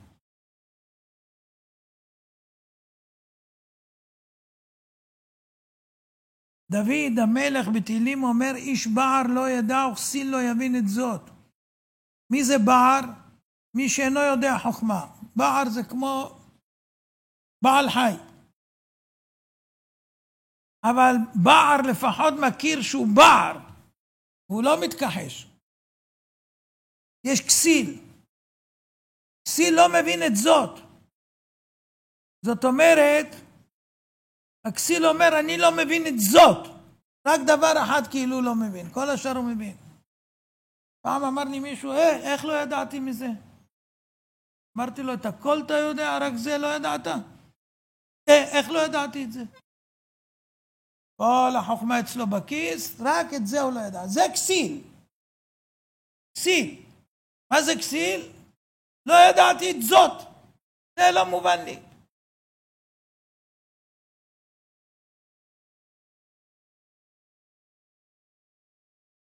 הכסיל לא יודע להצניע את בערותו. הוא נוהג כאילו החוכמה מצויה בכיסו, ורק כמה פרטים חסרים לו. זה דומה בדיוק. מי שאינו תלמיד חכם, ובכסילותו מטיל דופי בהוראות של גדולי הדור, וכאילו הוא לא מבין איזה טעם בדבריהם. והוא אומר, אני לא מסכים איתם. בזה אני לא מסכים. בזה אני לא מסכים. כסיל לא יבין את זאת. עכשיו בואו נשאל שאלה חזקה. אז לפי מה שאמרנו אמונת חכמים, אז אסור לערער אחריהם כאילו. זה נכון? האם אסור לשאול, לברר, לחקור, להקשות על ההנהגות של חכמים ולנסות לרדת לסוף דעתם? ודאי שמותר. לא רק מותר, צריך לשאול, לחקור, לדרוש, ללמוד, להעמיק. אחרת לא לומדים. לא הביישן למד.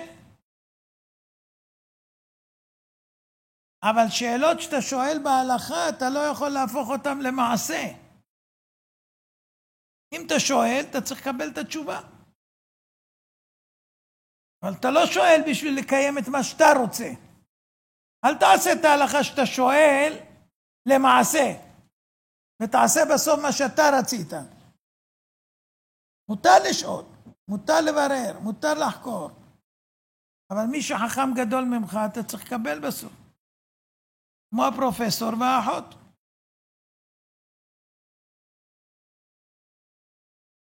כשמגיעים להכרעה למעשה, צריך להתבטל בפני גדולי התורה. הגאון, הרב דסלר זכר צדיק וברכה, מסביר את התביעה שנתבעו אהרון ומרים, שהעבירו ביקורת על משה רבנו. מה הם אמרו? הרק אך במשה דיבר אדוני? הלא גם בנו דיבר. מה, משה רבנו הנביא לבד? גם אנחנו נביאים. לא להקנית. הם התפלאו על ההנהגה של משה רבנו, איך הוא פרש מאשתו ציפורה. אנחנו גם נביאים ולא פרשנו. למה הוא צריך לפרוש? היא מצטערת מסכנה. זה היה הטענה. האם אסור היה להם לדון בהנהגה של משה רבנו? להבין את המניעים שלו? בוודאי שמותר. אבל אסור להפנות ביקורת באופן אישי כלפי משה רבנו. מותר לדון במעשה שהוא עשה, לברר, לשאול למה. אם היו מבררים כמו שצריך, היה אומר להם מה שאמר הקדוש ברוך הוא, ואתה פה עמוד עמדי בכל רגע. אז הוא צריך להיות טהור. אדם שנמצא עם האישה צריך טהרה, צריך כל מיני דברים. אז הוא לא יכול להיות בכל רגע מצוי לפני השם. היות והשם היה מדבר איתו בלי הקדמות, מיד, הוא חייב להישמר טהור כל הזמן. קדוש. לא כמו אצלם. לכן הקדוש ברוך הוא הפתיע אותם וקרא להם מיד, והם נמצאו במצב לא טוב. אז הראה להם, היחידי שהיה מוכן לנבואה זה היה משה רבנו. והקדוש ברוך הוא עמד על הנקודה הזו ואמר להם כך, ומדוע לא יראתם לדבר בעבדי במשה? זה התביעה. למה דיברתם בעבדי במשה? שתי טענות. אחד הוא משה, חכם גדול, רבן של כל הנביאים. המילה משה אומרת הכל. דבר שני הוא עבדי. מה, אני בוחר בבן אדם אתם יכולים לדבר עליו? מה, אני לא יודע מה אני בוחר? אז יש לכם תלונה גם עליי.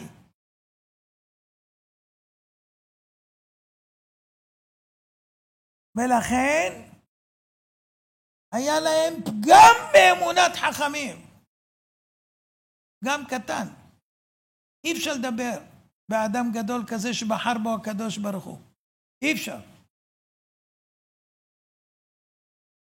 רבי עקיבא איגר, מגאוני ישראל, נודע בקושיות העצומות שלו על מפרשי הש"ס, על רבותינו הראשונים, וככה אומרים בישיבות, קושיה של רבי עקיבא איגר. זה יודעים, זה סלע. איך הוא חותם בחלק מהקושיות? כותב תירוץ, ואומר, והשם יאיר עיניי בתורתו. בפשטות גמורה, מתבטל התבטלות מוחלטת כלפי רבותינו הראשונים שהוא מקשה עליהם קושיה, סלע. מציג את הקושיות, אבל לא נפגם באמונת חכמים. זה שיש לו קושיה, זה לא מוריד מכבודם, ממעלתם, מחוכמתם והכל. השם יאיר עיניי בתורתו. זאת אומרת, אני מקשה את הקושיה, אולי יש לי תירוץ, אולי אין לי, אבל אני יודע שעדיין אני זקוק שהשם יאיר את עיניי בתורתו. לא קובע שאני צודק ואני יודע, הקושיה שלי היא פגז. לא. כמו השטוח הזה שאומר שהרמב"ם מתקשה בגלל שהוא האמין ליוונים, אבל אפשר להתיר את הקושיה שלו בפשטות ואומר תשובה. הרמב"ם לא ידע והוא ידע. בקטן ככה, בלי להעליב כמו שאומרים. רבי עקיבא איגר לא העז לחלוק על גדולי הראשונים, גם כאשר כל ישותו בערה בקושיה אדירה על דבריהם. לשאול מותר, לחלוק אסור.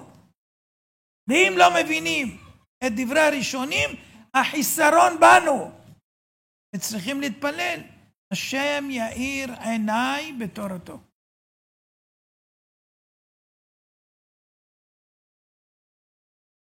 עלינו לדעת שכוח ריבותינו זה לא רק בפרשנות של הכתובים ופסיקת ההלכה, אלא כל אורחות חיינו צריכים להיות מנותבים על פי דרך התורה. לתלמיד חכם יש ראייה זכה, בהירה ואמיתית, רחבה ועמוקה בכל ענייני העולם, מעבר למה שאנחנו מסוגלים לחשוב. לעומת זאת, אדם שנועץ בעם הארץ, גם בעניינים שלכאורה הוא מבין, מסתכן בקבלת עצה לא הגונה.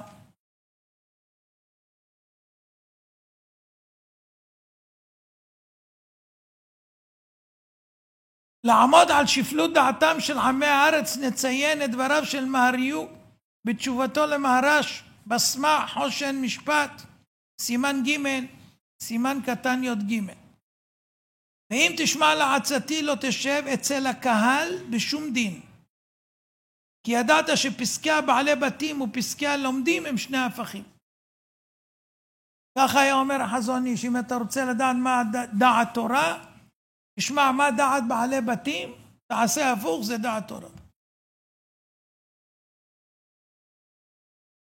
סוד הראייה בהירה של תלמיד חכם, מאין הוא שואב את כוחו להורות ולייעץ גם בעניינים שלא קשורים לתורה? זה נעוץ בשלוש סיבות. אחת, התורה הקדושה מזככת את השכל של האדם, מיישרת אותו, מפשטת אותו, מטהרת אותו מנגיעות וסטיות, מאירה אותו באור יקרות, אור של תורה. כתב הרב שך זכר צדיק לברכה, בהקדמה לספרו אבי עזרי, מבאר מה זה המושג דעת תורה. וכך הוא אומר, אחרי עמילתו והגיעתו בתורה ככל הצורך, עד כמה שיש בשכלו להגיע, אבל בלי שום נגיעה ונטייה כלשהי, ויהיה שכלו זך ונקי וטהור, אז השכל שלו הוא שכל מופשט. קראו לזה התפשטות הגשמיות. ואז דעתו ושכלו היא דעת תורה ממש. זה מה שאמר שלמה המלך עליו השלום. אם תבקשנה ככסף וכמטמונים תחפשנה, אז תבין יראת השם ודעת אלוהים תמצא. זה השיעור של יגיעה ועמילות בתורה. כמו האדם שכל יום, כל יום הולך להביא כסף. אפילו ביום לא הצליח, מחר הוא ילך, ואם לא. חודש אין משכורת, הוא ממשיך. כל החיים הוא מבקש כסף. הוא מבין, בלי כסף של לחיות. וכמטמונים. אם אומרים לך שיש מטמון בחצר, אתה תחפור קילומטר. אם אתה בטוח שיש מטמון, אין דבר כזה שאתה לא מצאת. אם יש מטמון, חופרים עד שמאים את המטמון. זאת אומרת, אדם שלומד תורה ככה, כל יום, וחופר, כי הוא יודע שוודאי יש תשובה לכל דבר, זה נקרא אדם שלומד. אז זאת אומרת, זה מסירות נפש לתורה צריך. זה לא אנשים שלומדים שיעור פעם בשבוע, פעמיים ביום, אני יודע מה קשקושים. זה אנשים שכל החיים שלהם זה תורה ומצוות, כל החיים שלהם.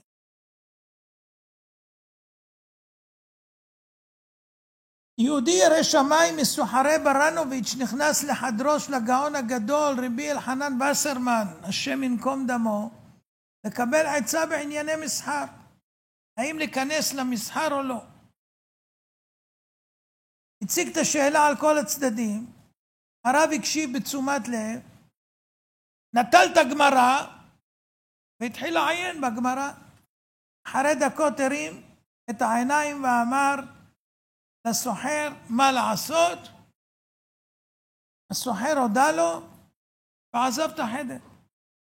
אחד התלמידים שהיה במקום שאל את הרב, כבוד הרב, מה נוגע השאלה שהוא שאל בענייני מסחר לגמרא? מדוע היה זקוק כבודו לעיין בגמרא? אמר לו, דע לך בני חביבי, דברי תורה מיישרים את השכל, זורעים אורה וברכה, מפשטים כל עקמימות. למדתי מעט, והקדוש ברוך הוא עזר וסייע לייעץ לאותו יהודי עצה ישרה. שמעתם?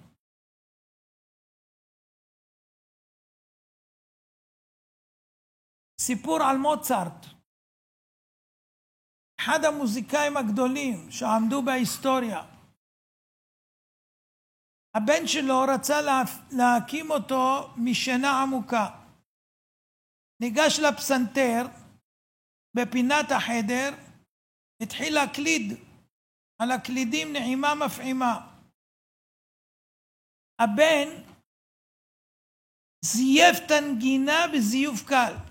באותו רגע קפץ מוצרט, זיוף. כל זמן שהוא ניגן, והמנגינה הייתה בסדר, הוא לא התעורר. שמעת זיוף? פח! קפץ ישר. זיוף. הרגישות של מוצרט לזיוף בנגינה ישמש לנו משל, הרי אלפי הבדלות, לרגישות של חכמים לזיוף בשכל של השני. מתי הוא מזויף. בן אדם חושב שהוא אומר דברי אמת, בטוח. מזויף, שקרן, רמאי, לא יאומן. יש להם אוזן ושומעת את הזיופים. שומעת גם מאיפה זה נובע. ולמה הוא שואל. ומה הוא מתכוון בשאלה. ומה השאלה הבאה שהוא מכין. את כל זה שומעים החכמים כבר עוד לפני שאתה, עוד מהאצבע שאתה עושה ככה ומצביע, כבר יודעים את הכיוון. תלמידי החכמים שרגילים לחשוב מחשבות ישרות של דעת השם, לא יכולים לסבול סטייה מדרך התורה הקדושה. לא יכולים לסבול זיוף קל שבקלים. בתורה מסורה לנו מדורי דורות. ולכן צריך לסמוך על דעתם, דעת תורה. עוד סיבה. תלמידי החכמים שמשקיעים ימיהם ולילותיהם בתורה הקדושה נעשים בקיאים מופלגים בכל חדרי חוכמות העולם. כי התורה היא אם כל החוכמות.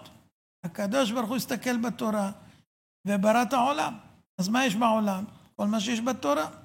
ממילא מי שלומד את התורה כמו שצריך, יכול להבין גם בחוכמות העולם.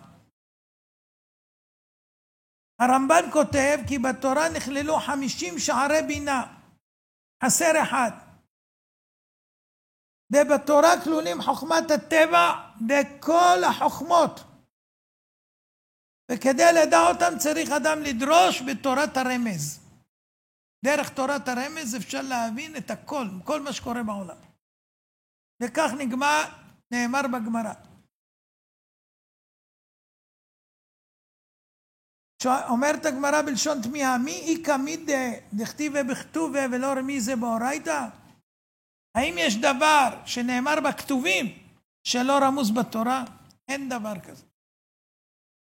מי שזוכר, עוד בהתחלה שפרס הבטיח לנו שלום במזרח התיכון. אני אמרתי שלא יהיה שלום, ושלמכון דעים מחבלה לא יתקיים, הרי מחת שנאה תתע עליכון כנחל מגבר. איפה ידעתי את זה? מה תרגום? אין דבר שלא רמוז בתורה. כמה זמן עבר? 30-40 שנה. נו, איפה השלום? כבר עמדו לחתום.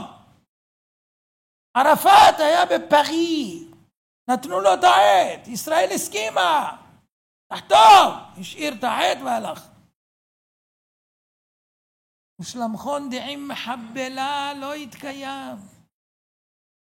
רק מכת השונא תלך ותתגבר. בהתחלה היה אבנים, אחר כך, זוכרים את הסיפורים שלי.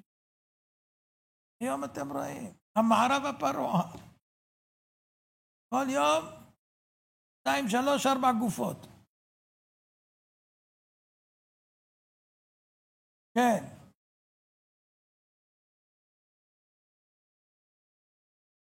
לא רק זה, כל תולדותיו של אדם כתובים בתורה. מה השם שלך? אלעד. כתוב עליך בתורה. מי ההורים שלך? איפה נולדת? כמה תחיה? מה יעבור עליך? מה תעשה? מה לא תעשה? עם מי תתחתן? אם יהיה ילדים כמה? מה יהיה איתם? הכל כתוב על כל אחד. ככה כותב הגאון בהקדמה לספרו, בביאורו לספרא דצניעותא. והכלל, כי כל מה שהיה, הווה, ויהיה עד עולם, הכל כלול בתורה מבראשית עד לעיני כל ישראל. זה 5 חומשי תורה. ולא רק הכללים בלבד, אלא אפילו פרטיו של כל מין ומין, ושל כל אדם בפרט, וכל מה שאירע לו מיום היוולדו עד סופו, וכל גלגוליו, וכל פרטיו ופרטי פרטיו. כמעט בלתי נתפס הדבר. איך אפשר לכלול ב5 ספרים את כל תולדות וקורותיהם של מיליארדים בני אדם, בבעלי חיים, בפרטי פרטים עד סוף כל הדורות כולם? הכל רמוז בתורה. שהרי אמרו ריבותינו, הסתכל באורייתא וברא עלמא, הקדוש ברוך הוא הביט בתורה ברא את העולם, כל העולם איכשהו נברא עם כל הליכותיו, הכל זה על פי התורה, אז לכן הכל כתוב בתורה. וכתב הרמב"ן בפירוש לתורה בראשית ה' ב', שמצא חיבור מרב שרירא גאון, ובו הוציא רב שרירא משני פסוקים. שני פסוקים. זה ספר תולדות אדם, פסוק אחד. זכר ונקבה בראם, את כל ענייני סרטוט תווי הידיים והפנים. ידוע שיש חוכמת הפנים וחוכמה בתווי הידיים, שאפשר לדעת את כל מה שקרה לבן אדם וכל מה שעתיד להיות איתו לפי הידיים. אני הייתי אצל אדם אחד כזה, קראו לו הרב שכנה, בירושלים. בהתחלה שחזרתי בתשובה, שמעתי שיש דבר כזה, הלכתי אליו. הוא הסתכל, אמר לי, מה יהיה איתי עד הסוף? בלי להגיד זמן. אבל מה יהיה? כל מה שהוא אמר התקיים עד עכשיו. דברים שאי אפשר היה לצפות בהם, אי אפשר היה לדעת אותם, היה לי בעיות בהתחלה, היה לי כל מיני דברים שבכלל מה שהוא אמר לי שיהיה, אין, זה... אם הוא לא היה מסתכל ביד והיינו יודעים שיש חוכמה ביד, היינו אומרים שהוא נביא.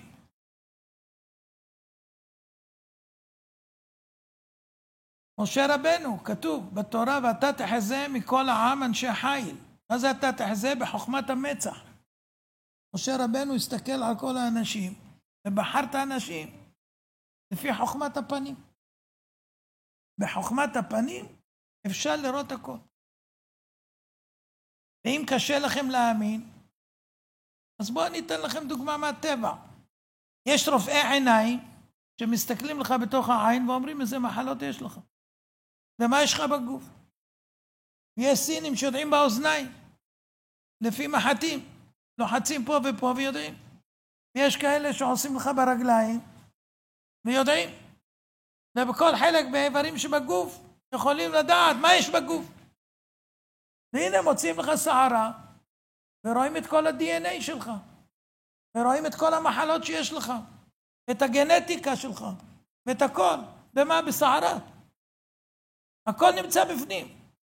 אז אם הקדוש ברוך הוא בטבע נתן לבן אדם יכולת לדעת על גוף האדם בפנימיותו, ומה יהיה איתו, משערות, מציפורניים, מעיניים, מאוזניים, מרגליים.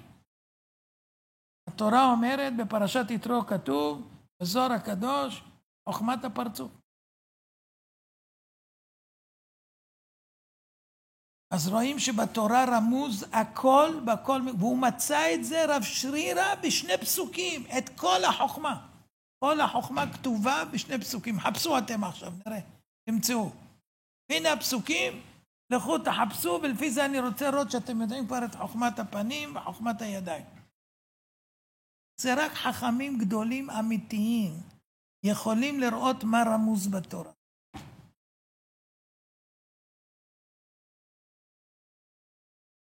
מעשה באחד התלמידים של הרמב"ן שנהיה כופר. כופר, תלמיד של הרמב"ן, נהיה כופר. קראו לו אבנר, יצא לתרבות רעה, ונהיה שר גדול. יום הכיפורים, הרמב"ן שלח לתלמידו שיבוא אליו. והתלמיד הזה, אבנר הרשע, עז מצח היה, בא לפני הרמב"ן, לקח חזיר בפנים שלו, נחר אותו, בישל, ואמר להרמב"ן, תגיד לי כמה קריטות עברתי עכשיו ביום הכיפורים. אמר לו הרב, עברת על 4 קריטות. התלמיד המפולפל התעקש, אמר לא, עברתי על 5. התחילו לפלפל, עד שהרמב"ן הודה לו, ואמר עברת על 5. שמעתם איזה תלמיד זה? לא סתם, טמבל. חכם. יכול להתווכח עם הרמב"ן, והרמב"ן מודה לו, אתה צודק, 5. שאל אותו הרמב"ן, אם אתה כזה גדול בכוח התורה, איך הגעת לכפירה, לכפור בתורת משה רבנו? אמר לו, בגללך. ככה אמר לו החצוף. אמר לו, אני שמעתי אותך בדרשה בפרשת האזינו, שאמרת שכלולים בפרשה הזאת כל המצוות וכל ענייני העולם. הכל נרמז בפרשת האזינו. ואמרת שצריך רק סייעתא דשמיא להבין את כל העניינים והסודות ששם. בעיניי זה לא היה הגיוני. ואז נקבע בלבבי החטא, אין אמת בדבריך, יצאתי ופקרתי והפכתי לאיש אחר.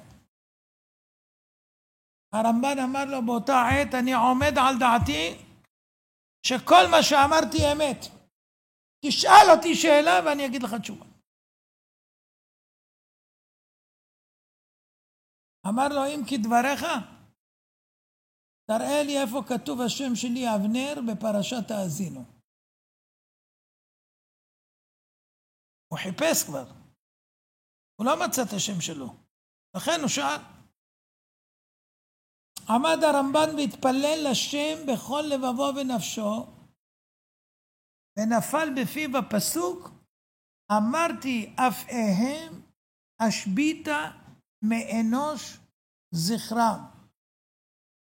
אמר לו, תשמע, האותיות השלישיות במילים האלה, ראשי תיבות אבנר. אפהם, האות השלישית א', אשביתה, האות השלישית ב', מאנוש, האות השלישית נ', זכרם, האות השלישית ר', אבנר. הכל רמוז בפרשת האזינו. שמע התלמיד, נפלה עליו חרדה גדולה, שאל את הרמב"ן, אם אחזור בתשובה, יש לי תיקון ותרופה? אמר לו, הלא שמעת את נבואת הפסוק, כי יושבת מאנוש זכרך, לא תועיל לך שום תרופה. וואו. הפסוק הזה גם אומר מה יהיה הסוף שלו.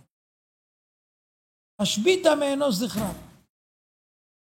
הלך התלמיד, לקח סירה ללא מלאכים, ללא חבלים וללא מפרסים, והפליג למעמקי הים, לאן שהוליכה אותו הרוח, וצעק במר נפשו על טומאתו ואובדנו. במשך זמן רב לא נודע ממנו מאומה. אחר כך הרבה עליו הרמב"ן בתפילה, שהתכפרו עוונותיו, ובא התלמיד לרב בחלום, והחזיק לו טובה, ואמר, התפילות שלך העלו אותי מכף הקלע לגיהנום, ודנים אותי בגיהנום, ואחרי 12 חודש יהיה לי מזור ותרופה להוליך אותי לגן עדן. שמעתם? מופיע המעשה הזה בקו הישר פרק כ"ג, ומרומז בדברי הרמב"ן בספר הגאולה, ושם הוא כותב על שירת האזינו, ונתנבא בשירה הזאת, אשר היבנו לעד אמת ונאמן, בכל הצרות המגיעות אלינו בגלות הזאת, כגון, אמרתי אפהם אשביתה מאנוש זכרם. רמז את המעשה הזה. במסכת אבות כתוב, הפוך בה והפוך בה דכל הבא, תהפוך בתורה, כי הכל נמצא בתורה. הכל, כל חוכמות הטבע, הכל. כל הנימוסים, כל החוקים, כל הגינונים, כל המשפטים. ודוד המלך אמר, לכל תכלה ראיתי קץ, רחבה מצוותך מאוד. כל חוכמה יש לה גבול. כמה לומדים להיות רופא? 5-6 שנים. פרופסור, עוד קצת. זהו, נגמר, קיבל תעודה, הוא לא לומד יותר, אין מה ללמוד. לא. אלא אם כן, הוא חוקר, מדען. זהו, נגמר. אצלנו בן 60 לומד תורה בלי הפסקה, הוא נקרא אברך צעיר. לכל תכלה ראיתי קץ. אומר דוד המלך, רחבה מצוותך מאוד. אין סוף וקץ, ארוכה מארץ מידה ורחבה מנים. חפץ חיים אומר, מה זה ארוכה מארץ מידה? אני מודד את השולחן הזה במטר. כבישים מודדים בקילומטרים.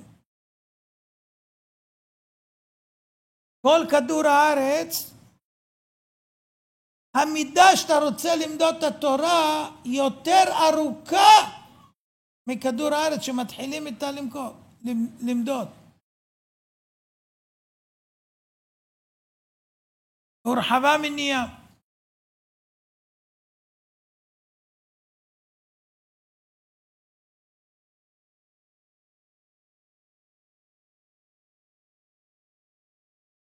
מה עשה האדם הראשון בגן עדן? למד תורה.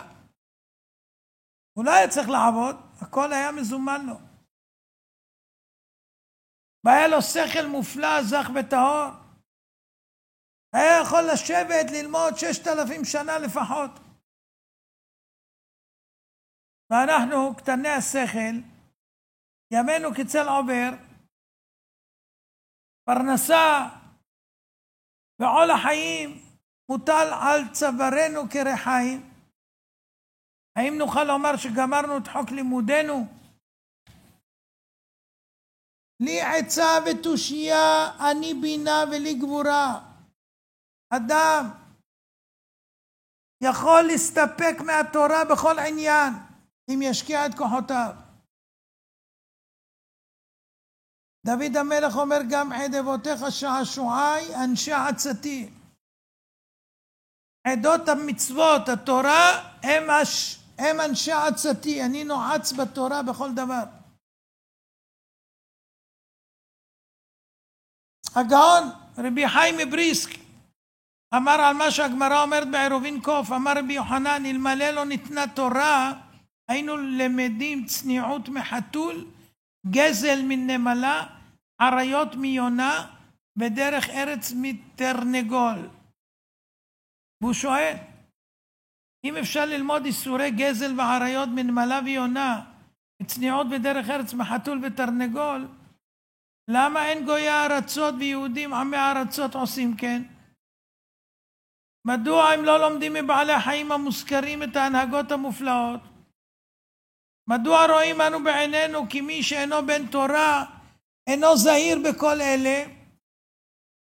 הגמרא מעידה שהם יכולים לשמש לנו מקור נאמן ללמוד.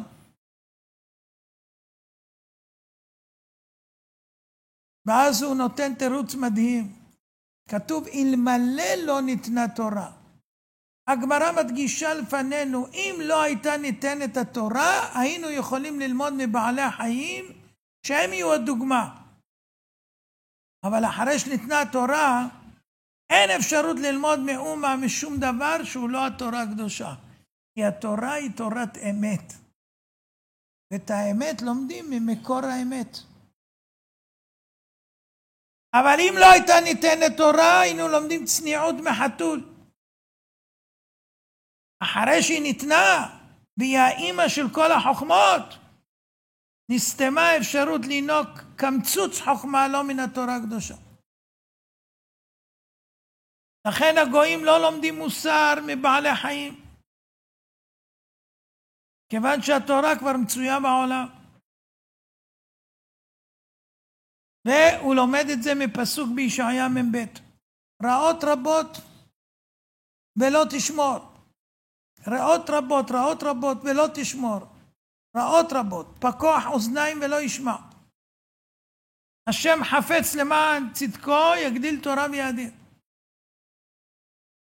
אדם יכול לראות בעיניו דברים רבים שיכולים ללמוד מהם מוסר. רעות רבות, אבל הוא לא שומר ולא תשמור. אדם יכול לפקוח אוזניים ולהאזין ולקחת חוכמה ומוסר, פקוח אוזניים, אבל ולא ישמע. למה?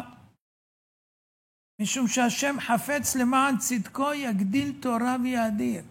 השם נתן לנו את התורה, ובה יכול אדם להפוך להיות צדיק מופלא, ולכן נסתתמו כל מקורות החוכמה מבלעדיה. אני אומר לכם דבר מדהים שראיתי. אתם יודעים שהמדענים המפגרים אומרים שהעולם התפתח אבולוציונית. היה פיצוץ, ומהפיצוץ נהיה מה שנהיה, ולאט לאט לאט באבולוציה זה התפתח עד שנהיה כל העולם. זאת אומרת, קטן עליהם שזה יכול להיות במקרה, קטן עליהם. אבל הם גילו בקוטב אבנים גדולות, עגולות, כמו רחיים, אחת על גבי השנייה. והם תמהים. א', מי עשה אותם? ב', מי הניח אותם? ג', לשם מה? טמבלים. אם כל העולם יכול להיות בפוקס, כזה מפותח, אז מה הבעיה ששלוש אבנים יהיו אחת על גבי השנייה עגולות? מה הבעיה? אבל הם מבינים ששלוש יעמדו אחת על גבי השנייה ויהיו עגולות ויהיה ככה ויגיעו לקוטב. צריך שמישהו ישים אותם ועשה אותם ולאיזה סיבה. אבל בשביל לכפור באלוקים מתאים להם להגיד שהעולם נוצר בלעדיו. פוקס. פוקס מתוכנן, לא סתם פוקס. בלי מתכנן. פוקס מתוכנן בלי מתכנן. זה פעם אמרתי לאישה שהייתה בהרצאה. היא אמרה שהיא באה מהקופים. אמרתי, רואים עליי. אבל אמרתי לה, תגידי, יכול להיות שאני אקח כסת דיו ואני אשליך אותה באוויר על סדין, שתצא האות א' בכתב דפנה, אבל בדיוק, בלי ריטוש, ממש כמו בדפוס. יכול להיות? בהתחלה היא אמרה, זה היסיסה בסוף, היא אמרה, יכול להיות. אמרתי לה כמה פעמים צריך לזרוק עד שיהיה דבר כזה. היא אמרה לי, אתה צריך לזרוק מיליונים בשביל שיצא פעם אחת. אמרתי לה, טוב, זרקנו, נהיה. אמרתי לה, עכשיו כמה פעמים אני צריך לזרוק עוד פעם, אחרי שיש לי א', כמה פעמים אני צריך לזרוק, שיצא האות מ' ליד האלף. אותו כתב, אותו גודל. כמה פעמים צריך לזרוק? אמרה לי מיליארדים. אמרתי לה, לא. חייב להיות בפעם הראשונה. אם לא, זה ימחק את האלף. אם אני זורק עוד פעם, זה ימחק את האלף. ועד שעשיתי אותם מיליונים, אני רוצה לעשות מם ליד האלף. ליד. אז היא אמרה, אי אפשר. אמרתי לה, שמעת? שמעת? אי אפשר לעשות א' ואחר כך מם, אין סיכוי בעולם. למה? כי אז אפשר לעשות כל פעם במכה ראשונה. ואם אני אגיד לך שאני רוצה גם נון אחרי א', איך יהיה? אז כאילו את חוזרת וסותרת את דברייך הראשונים, שרק אחרי מיליונים יכול להיות מקרה שיצא א', נכון? אמרתי לה עכשיו תקשיבי, א', מ', נון, ו', נון, לעולם לא יכול להיות בכתב בפוקסים, נכון? סיכמנו. הרי המ' כבר הפסקנו, נכון? איך אמנון, א', מ', נון, ו', נון, מורכב כזה ממיליארדים ביליונים של חלקיקים, נוצר בפוקס. זה מדרובים. זה המדענים, זה הרופאים, זה הפרופסורים, זה המסטולים. לא יאומן, זה כל זה בשביל לא להגיד שיש תורה. בשביל לא לשמוע על החכמים. ולהגיד עליהם שהם פרימיטיביים, שהם אנשים שלא מבינים, והם לא מתמצאים, הם צריכים ללמוד ליבה. הם לא הם סתומים. הסתומים אומרים לנו שאנחנו סתומים. שמעתם? והם חושבים שהעולם מתפוצץ ונהיה ככה. טוב, אני לא רוצה לעייף אתכם, אני מבין שאתם מבינים את החומר, אז אני אחפש לכם פה עוד איזה סיפור, משהו שייתן לכם ככה איזה מתיקות. החתם סופר נחשב אחד מגדולי ישראל בדורות האחרונים. רבים מכל העולם צעדו לאורו. שאלות כבדות משקל הריצו לפתחו. פעם אחת יצאה משלחת מחדרו של החתם סופר, ופנה אליו הבן שלו, הכתב סופר. שאל אותו, אבא, איך אתה מכריע כל כך מהר בעניינים חמורים שעומדים ברומו של עולם? אמר לו האבא הגדול, ידעתי בני ידעתי, כי לא דבר קטן הוא, ושמעת בעיה צילותה. להכריע בדין צריך צלילות הדעת, אבל תדע לך, שבכל דור ודור מעמיד הקדוש ברוך הוא איש על העדה להאיר להם את הדרך, להתיר להם את הספקות. ויען, כי רובם ככולם שואלים דבר השם מפי, נראה בעליל כי מן השמיים מסכימים לזה, וברוך השם למדתי ככל הצורך, וכוונתי בלתי לשם לבדו, על כן איני חושד לקדוש ברוך הוא שיכשילני חס ושלום, ובוודאי יסכים להוראתי. ואם הראיה לפעמים אינה אמת, מכל מקום הדין הוא אמת. מה אתם דבר כזה? בחרו בו מן השמיים. השם לא יכשיל אותו. לא תצא תקלה מתחת ידו. הוא אומר אפילו אם הראיה שהבאתי לדין שפסקתי היא לא נכונה, אבל הדין הוא אמת. לא יאומן כי יסופר. אבל זה בדיוק כמו הגמרא שלמדנו, עם תנורו של אחנאי. מה היה שמה? הראיות של החכמים נגד רבי אליעזר לא נכונות. ומה היה הדין? הדין היה שהם צודקים. בכל דור ודור מבאר החתם סופר. מעמיד הקדוש ברוך הוא מנהיג על העדה להאיר את הדרך, להתיר את הספקות של העם. וכיוון שהחתם סופר הכיר בערך עצמו וידע שמעשיו לשמיים, וראה שרוב השאלות החמורות בדור מוגשות אל פתחו, בטוח היה שהוא מנהיג הדור, והקדוש ברוך הוא לא יכשילנו בהוראה שאינה הוגנת.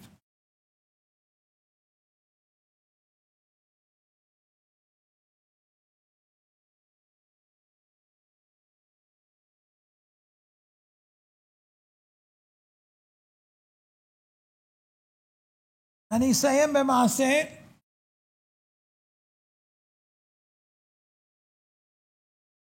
פעם בקש הרב שמחה כהן קוק, רבה של רחובות, הגאון הצדיק, רבי שלמה וולבה, זכר צדיק לברכה, ושוחח עמו בדברי תורה. לפתע אמר לו הרב וולבה כך, אתה יודע, רבי שמחה יקירי, על מה אני מכוון בברכת על הצדיקים? והשיב לו מיד, שאני אומר על הצדיקים, אני מכוון על הרב אלישיב. שאני אומר בעל החסידים, אני מכוון על הרב אלישיב.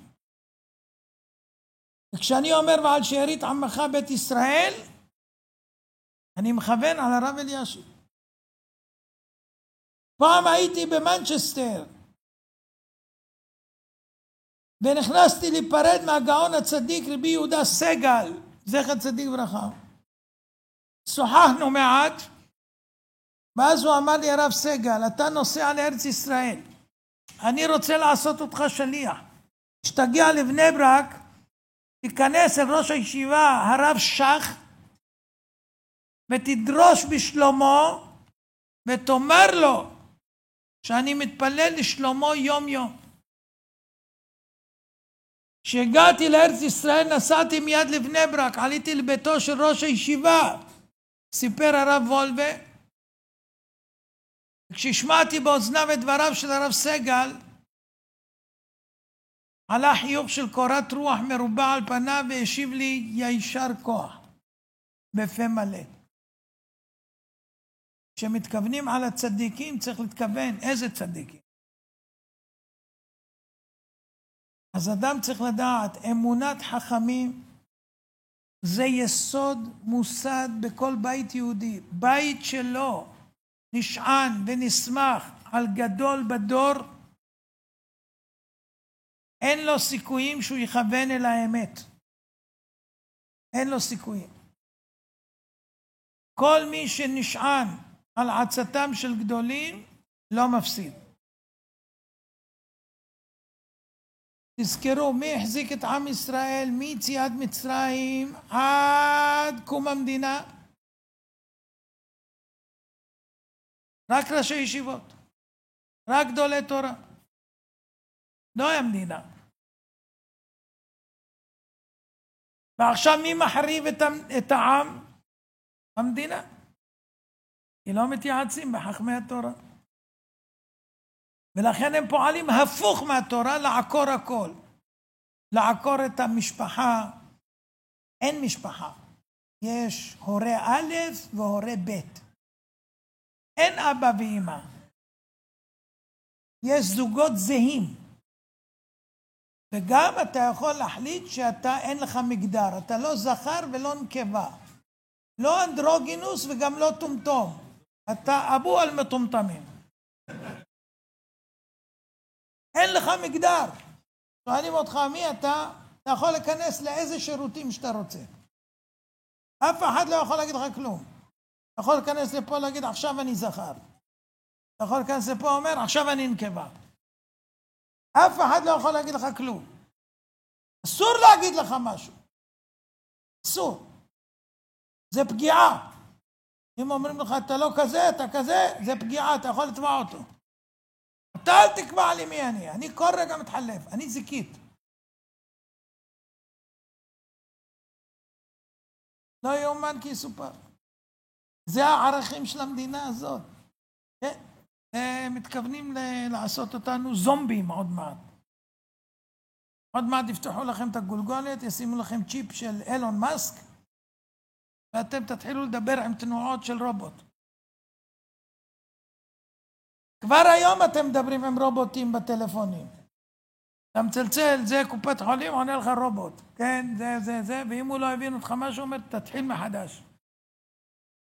נו, לך תתווכח איתו, תכעס עליו, תגיד לו משהו. אין עם מי לדבר, אתה מדבר עם מכונה. עכשיו עצו רובוט טייס. אמרו שחסרים קפטנים במטוסים, כי הרבה מתים תוך כדי טיסה, קיבלו חיסונים. אז עשו עכשיו רובוטים שיטיסו מטוסי נוסעים. יהיה לכם ביטחון גמור בטח, לא? אל תשכחו שהרובוט הזה יש שליטה עליו מרחוק. אז יכולים להגיד לו אל תנחת, כן תנחת בים. אתם יודעים שעם כל הרכבים שלכם שיש מחשבים נשלטים על ידי אנשים, הם יכולים לכוון לך את ההגה שאתה תרד במדרון. הם רואים איפה אתה, הם יכולים לנעול לך את הברקסים ולהשתלט לך על ההגה, ואתה תיסע, והם יודעים איפה אתה נמצא, איפה הסיבוב למדרון, ואתה תיפול למדרון. ואף אחד לא ידע, הכי חוקר שיבוא לחקור מה סיבת התאונה לא יוכל לדעת. זה סייבר, נכנסים לך לתוך המחשב, משתלטים עליו. כמו שנכנסו עכשיו למעייני הישועה, ולקחו משם את כל הפרטים. כמו שאחד מישראל פה נער, נכנס לפנטגון ולקח את כל הפרטים. היום בסייבר אתה יכול להיכנס לכל מקום שמישהו מחזיק, או פלאפון, או מחשב, או כל דבר אחר, הוא רואה אותך, מצלם אותך. באייפונים שלכם, כל 5 שניות אתם מצולמים. זה העולם עכשיו, עד 2030 יש לכם עוד סיכוי לשרוד משהו, אחרי זה לפי התוכנית שלהם, אתם עבדים גמורים, בלי רכוש, בלי כסף, בלי שום דבר. אם תצעקו לשם ותתפללו מתוך תשובה, לא רק אתם, כל ישראל, יש לנו סיכוי שהקדוש ברוך הוא יושב בשמיים משחק, השם ילעג למו, אז, מה יקרה אז? אז באפו יבהלמו. הקדוש ברוך הוא יבוא וייתן להם בראש כמו שצריך, אבל זה רק אם נזעק אליו. הוא מחכה שנזעק, כמו ביציאת מצרים. הוא אמר שהם יצאו, אבל הוא חיכה שיצעקו. ונצעק אל השם אלוקינו, אז ויוציאנו. לא צועקים, לא נענים, אפילו שאתה מובטח. הוא מחכה שתצעק. רוצה לשמוע, שמעיני את קולך. כי קולך ערב. אני רוצה לשמוע. אבא רוצה לתת מתנה לילד, אבל הוא מחכה שיגיד, אבא, תן לי, אבא. תגיד אבא. אם אתה אומר אבא, אני אתן לך.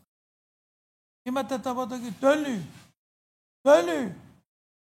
לא ייתן. יש יפה. מאבא, תזכור שיש אבא, שהכל ביד שלו. הקדוש ברוך הוא רוצה לתת. טוב, אני מקווה שחיזקתי אתכם במשהו. חפשו לכם.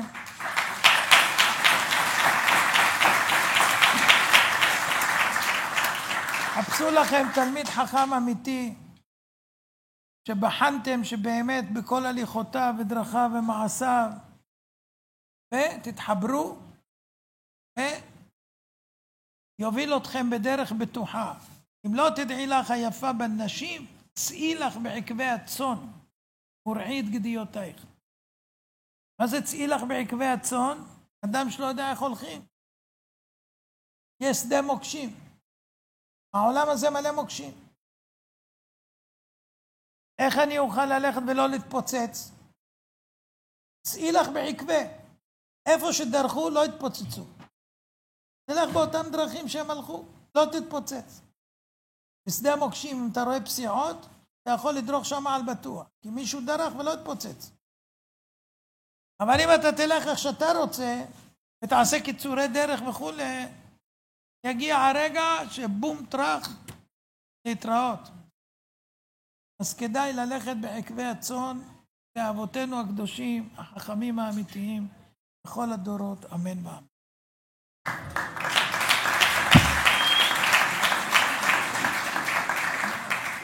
שאלות. אלירז. שלום כבוד הרב. שלום. תודה רבה על ההרצאה ותודה לצוות שאיתך.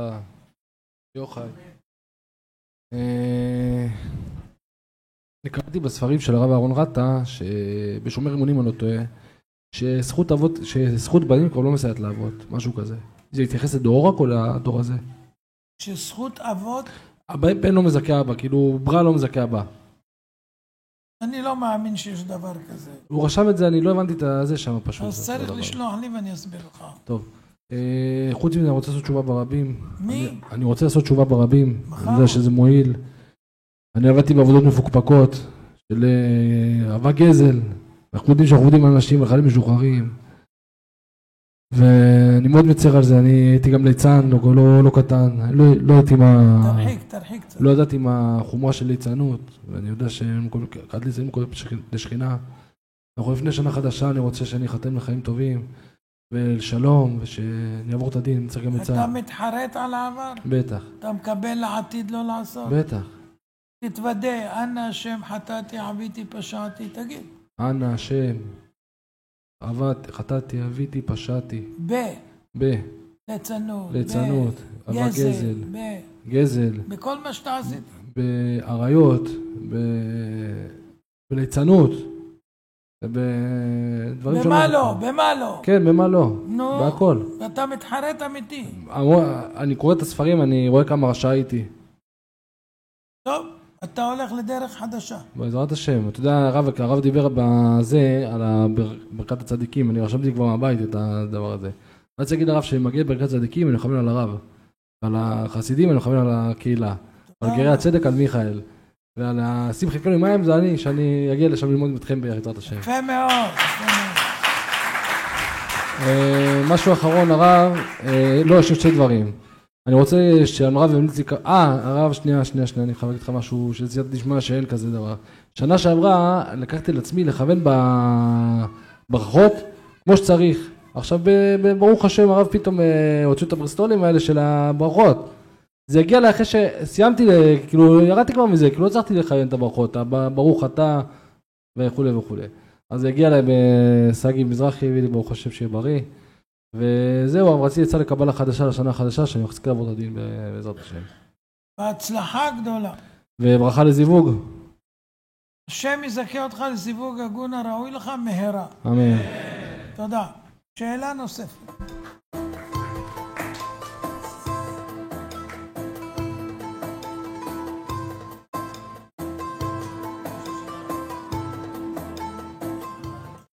שאלה בפינה יש. שלום כבוד הרב, תודה רבה על השיעור. שלום. רציתי לשאול את הרב, במה אפשר להיות שותף עם הרב בזיכוי הרבים? במה לא? יש אפשרות בתרומה, יש אפשרות בפעילות, יש אפשרות בהדבקת מודעות, יש בפרסום, יש בהפצה, יש בכל מיני, בהסעות, בהדבקת מודעות, בכל מיני דברים. מה יותר? הרצאות, הסעות, ספרים? לפי הצורך, צלצל לשופר, יגידו לך מה נדרש ביותר. כל הנטפל לעושה מצווה כעושה מצווה. ואם אפשר עוד שאלה לגבי תפילות, האם יש תפילות כמנהג אבותינו בקהילה של הרב? מה הפירוש? אצלנו מתפללים בתימנית. מה השאלה עכשיו? מתי? כל יום. תודה כבוד הרב. תהיה בריא. כותב ספר אחים ספר זיכרון. וכן למה? שאלה נוספת.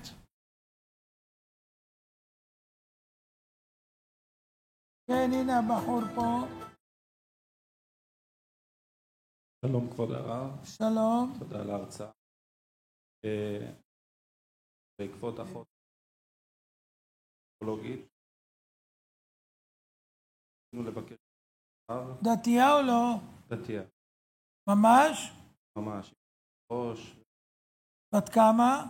40. מה יש לה? כאן כמה זמן? 3 שנים. מה הסיכוי שאומרים? מה פירוש? למה לא יכלו להוריד את זה מההתחלה? הורידו וזה עזר? עזר? חזר בהתחלה, אבל... חזר? חזר, כן. הבנתי. והשתלת מעיים? שאלו? כאלה שעושים השתלה או מקצרים. קיצרו לה. וכמה נשאר? קצת? אומרים שחצי. שמעתי. ועכשיו זה רק שמה או בעוד מקומות? לא, עוד מקומות. בעוד מקומות.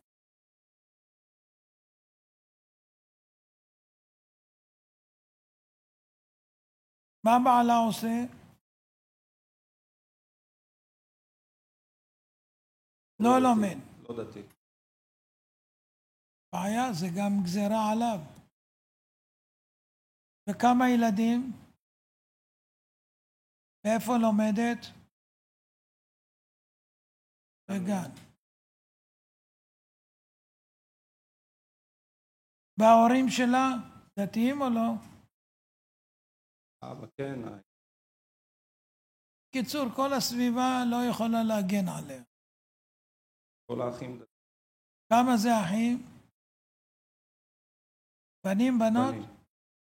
והם כולם דתיים? ממש? מסורתיים כאילו. כן, מסורתיים.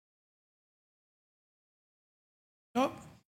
תראה, אם כל המשפחה, הבעל והאחים וההורים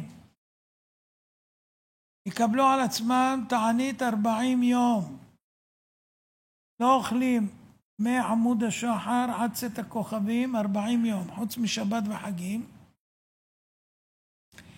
וילכו לכותל המערבי לגמור את ספר תהילים 3 פעמים בשבוע, עם תשובה שהם יעשו, יכול להיות שיתרחש נס. אבל זה צריך להיות תשובה באמת.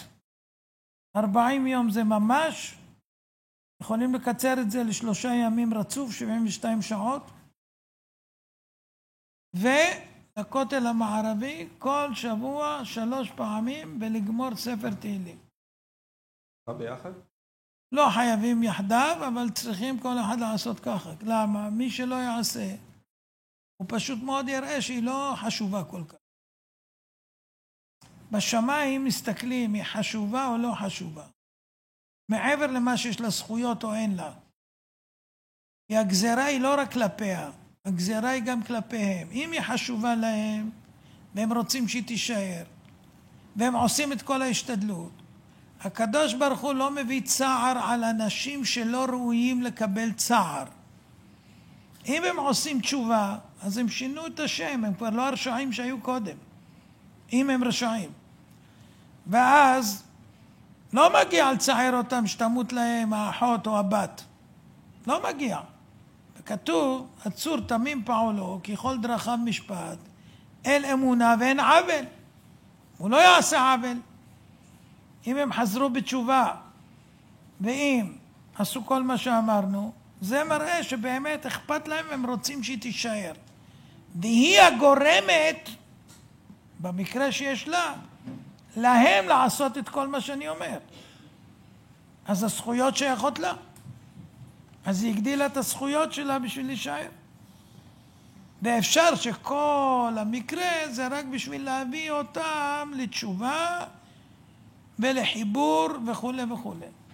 אם זה יצלח, יצלח. אם לא, לפחות לעולם הבא היא תזכה בזכות שהחזירה בתשובה את המשפחה. כי לפעמים יש גזרה בדם, ולפעמים הגזרה בתית. אם היא בתית, ניתן למחות את התית. אבל אם זה בדם, השם יודע למה הוא עושה ומה הוא עושה, כי כל בן אדם, יום המוות מיום היוולדו. כל בן אדם קצוב לו כמה יחיה. ואם הגיע הזמן, השם יודע מה, אנחנו לא יודעים. אנחנו צריכים לפעול לפי מה שאנחנו יודעים על פי התורה. תודה רבה על התשובה. עכשיו עוד דבר שאני רוצה להוסיף, היא חזרה בתשובה ראשונה בכל המשפחה, ובעקבותיה כל המשפחה, חוץ מהאימא שעדיין לא... בסדר, אני מדבר עכשיו על תשובה שלמה. כי כרגע אתה רואה שעם כל מה שהתעוררו בעקבותיה עדיין לא הספיק. תשובה שלמה. תשובה שלמה זה להיות חרדים באמת. בלי משחקים. וצריך לזכור שהעולם גלגל, היום זה עליה, מחר זה יכול להיות על מישהו אחר. וכל אחד יחשוב, אם הוא היה במצב שלה, היה רוצה שיעשו בעבורו את זה או לא רוצה? בוודאי שהיה רוצה, נכון? אז לך נתנו את הפריבילגיה כרגע שאתה לא בחולי, אתה בריא. אז תתמוך בחולה. מחר זה יכול להיות הפוך. ואז תחפש מי שיעשה. ויהיו גם כן כמוך שלא הסכימו. אז צריך לזכור את זה. בוחנים את האדם. מי שמרחם, מרחמים עליו. מי שלא מרחם, לא מרחמים עליו. תודה כבוד. תהיה בריא. שאלה אחרונה. כן, תן לתימני פה. שלום כבוד הרב. שלום. שאלה... יקום כבודו. יקום. אין כוח ונקום. איך אנחנו נדע אחרי איזה רב ללכת ובמי להידבק? במי ללמוד? וצוי לו בעקבי הצור. ממש קשה. עד היום את מי הכרת? מה? מה? את מי הכרת עד עכשיו? את הראשונים והקדושים. מצוין. אז תמשיך עם הראשונים והקדושים, אבל אתה צריך אדם חי. זה הבעיה. מה הבעיה? עד היום לא היה לך אף אחד? הרב קניבסקי, הייתי הולך איתו. עכשיו איננו.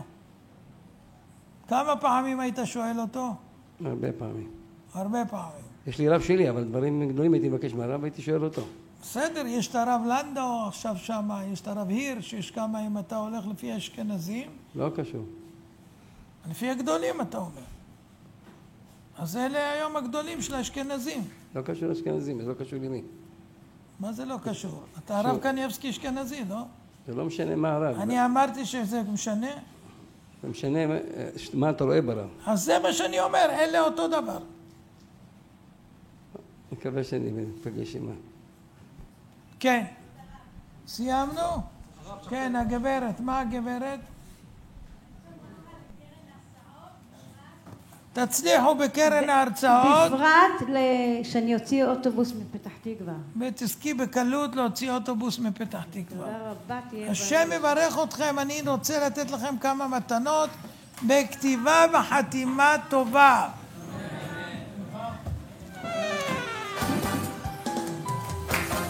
תרקולי.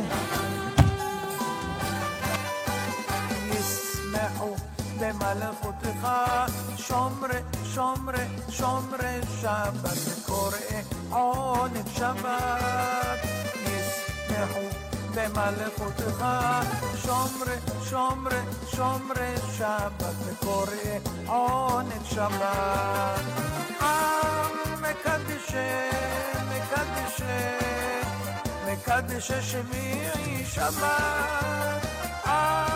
מקדשי מקדשי מקדשי שביעי שבת.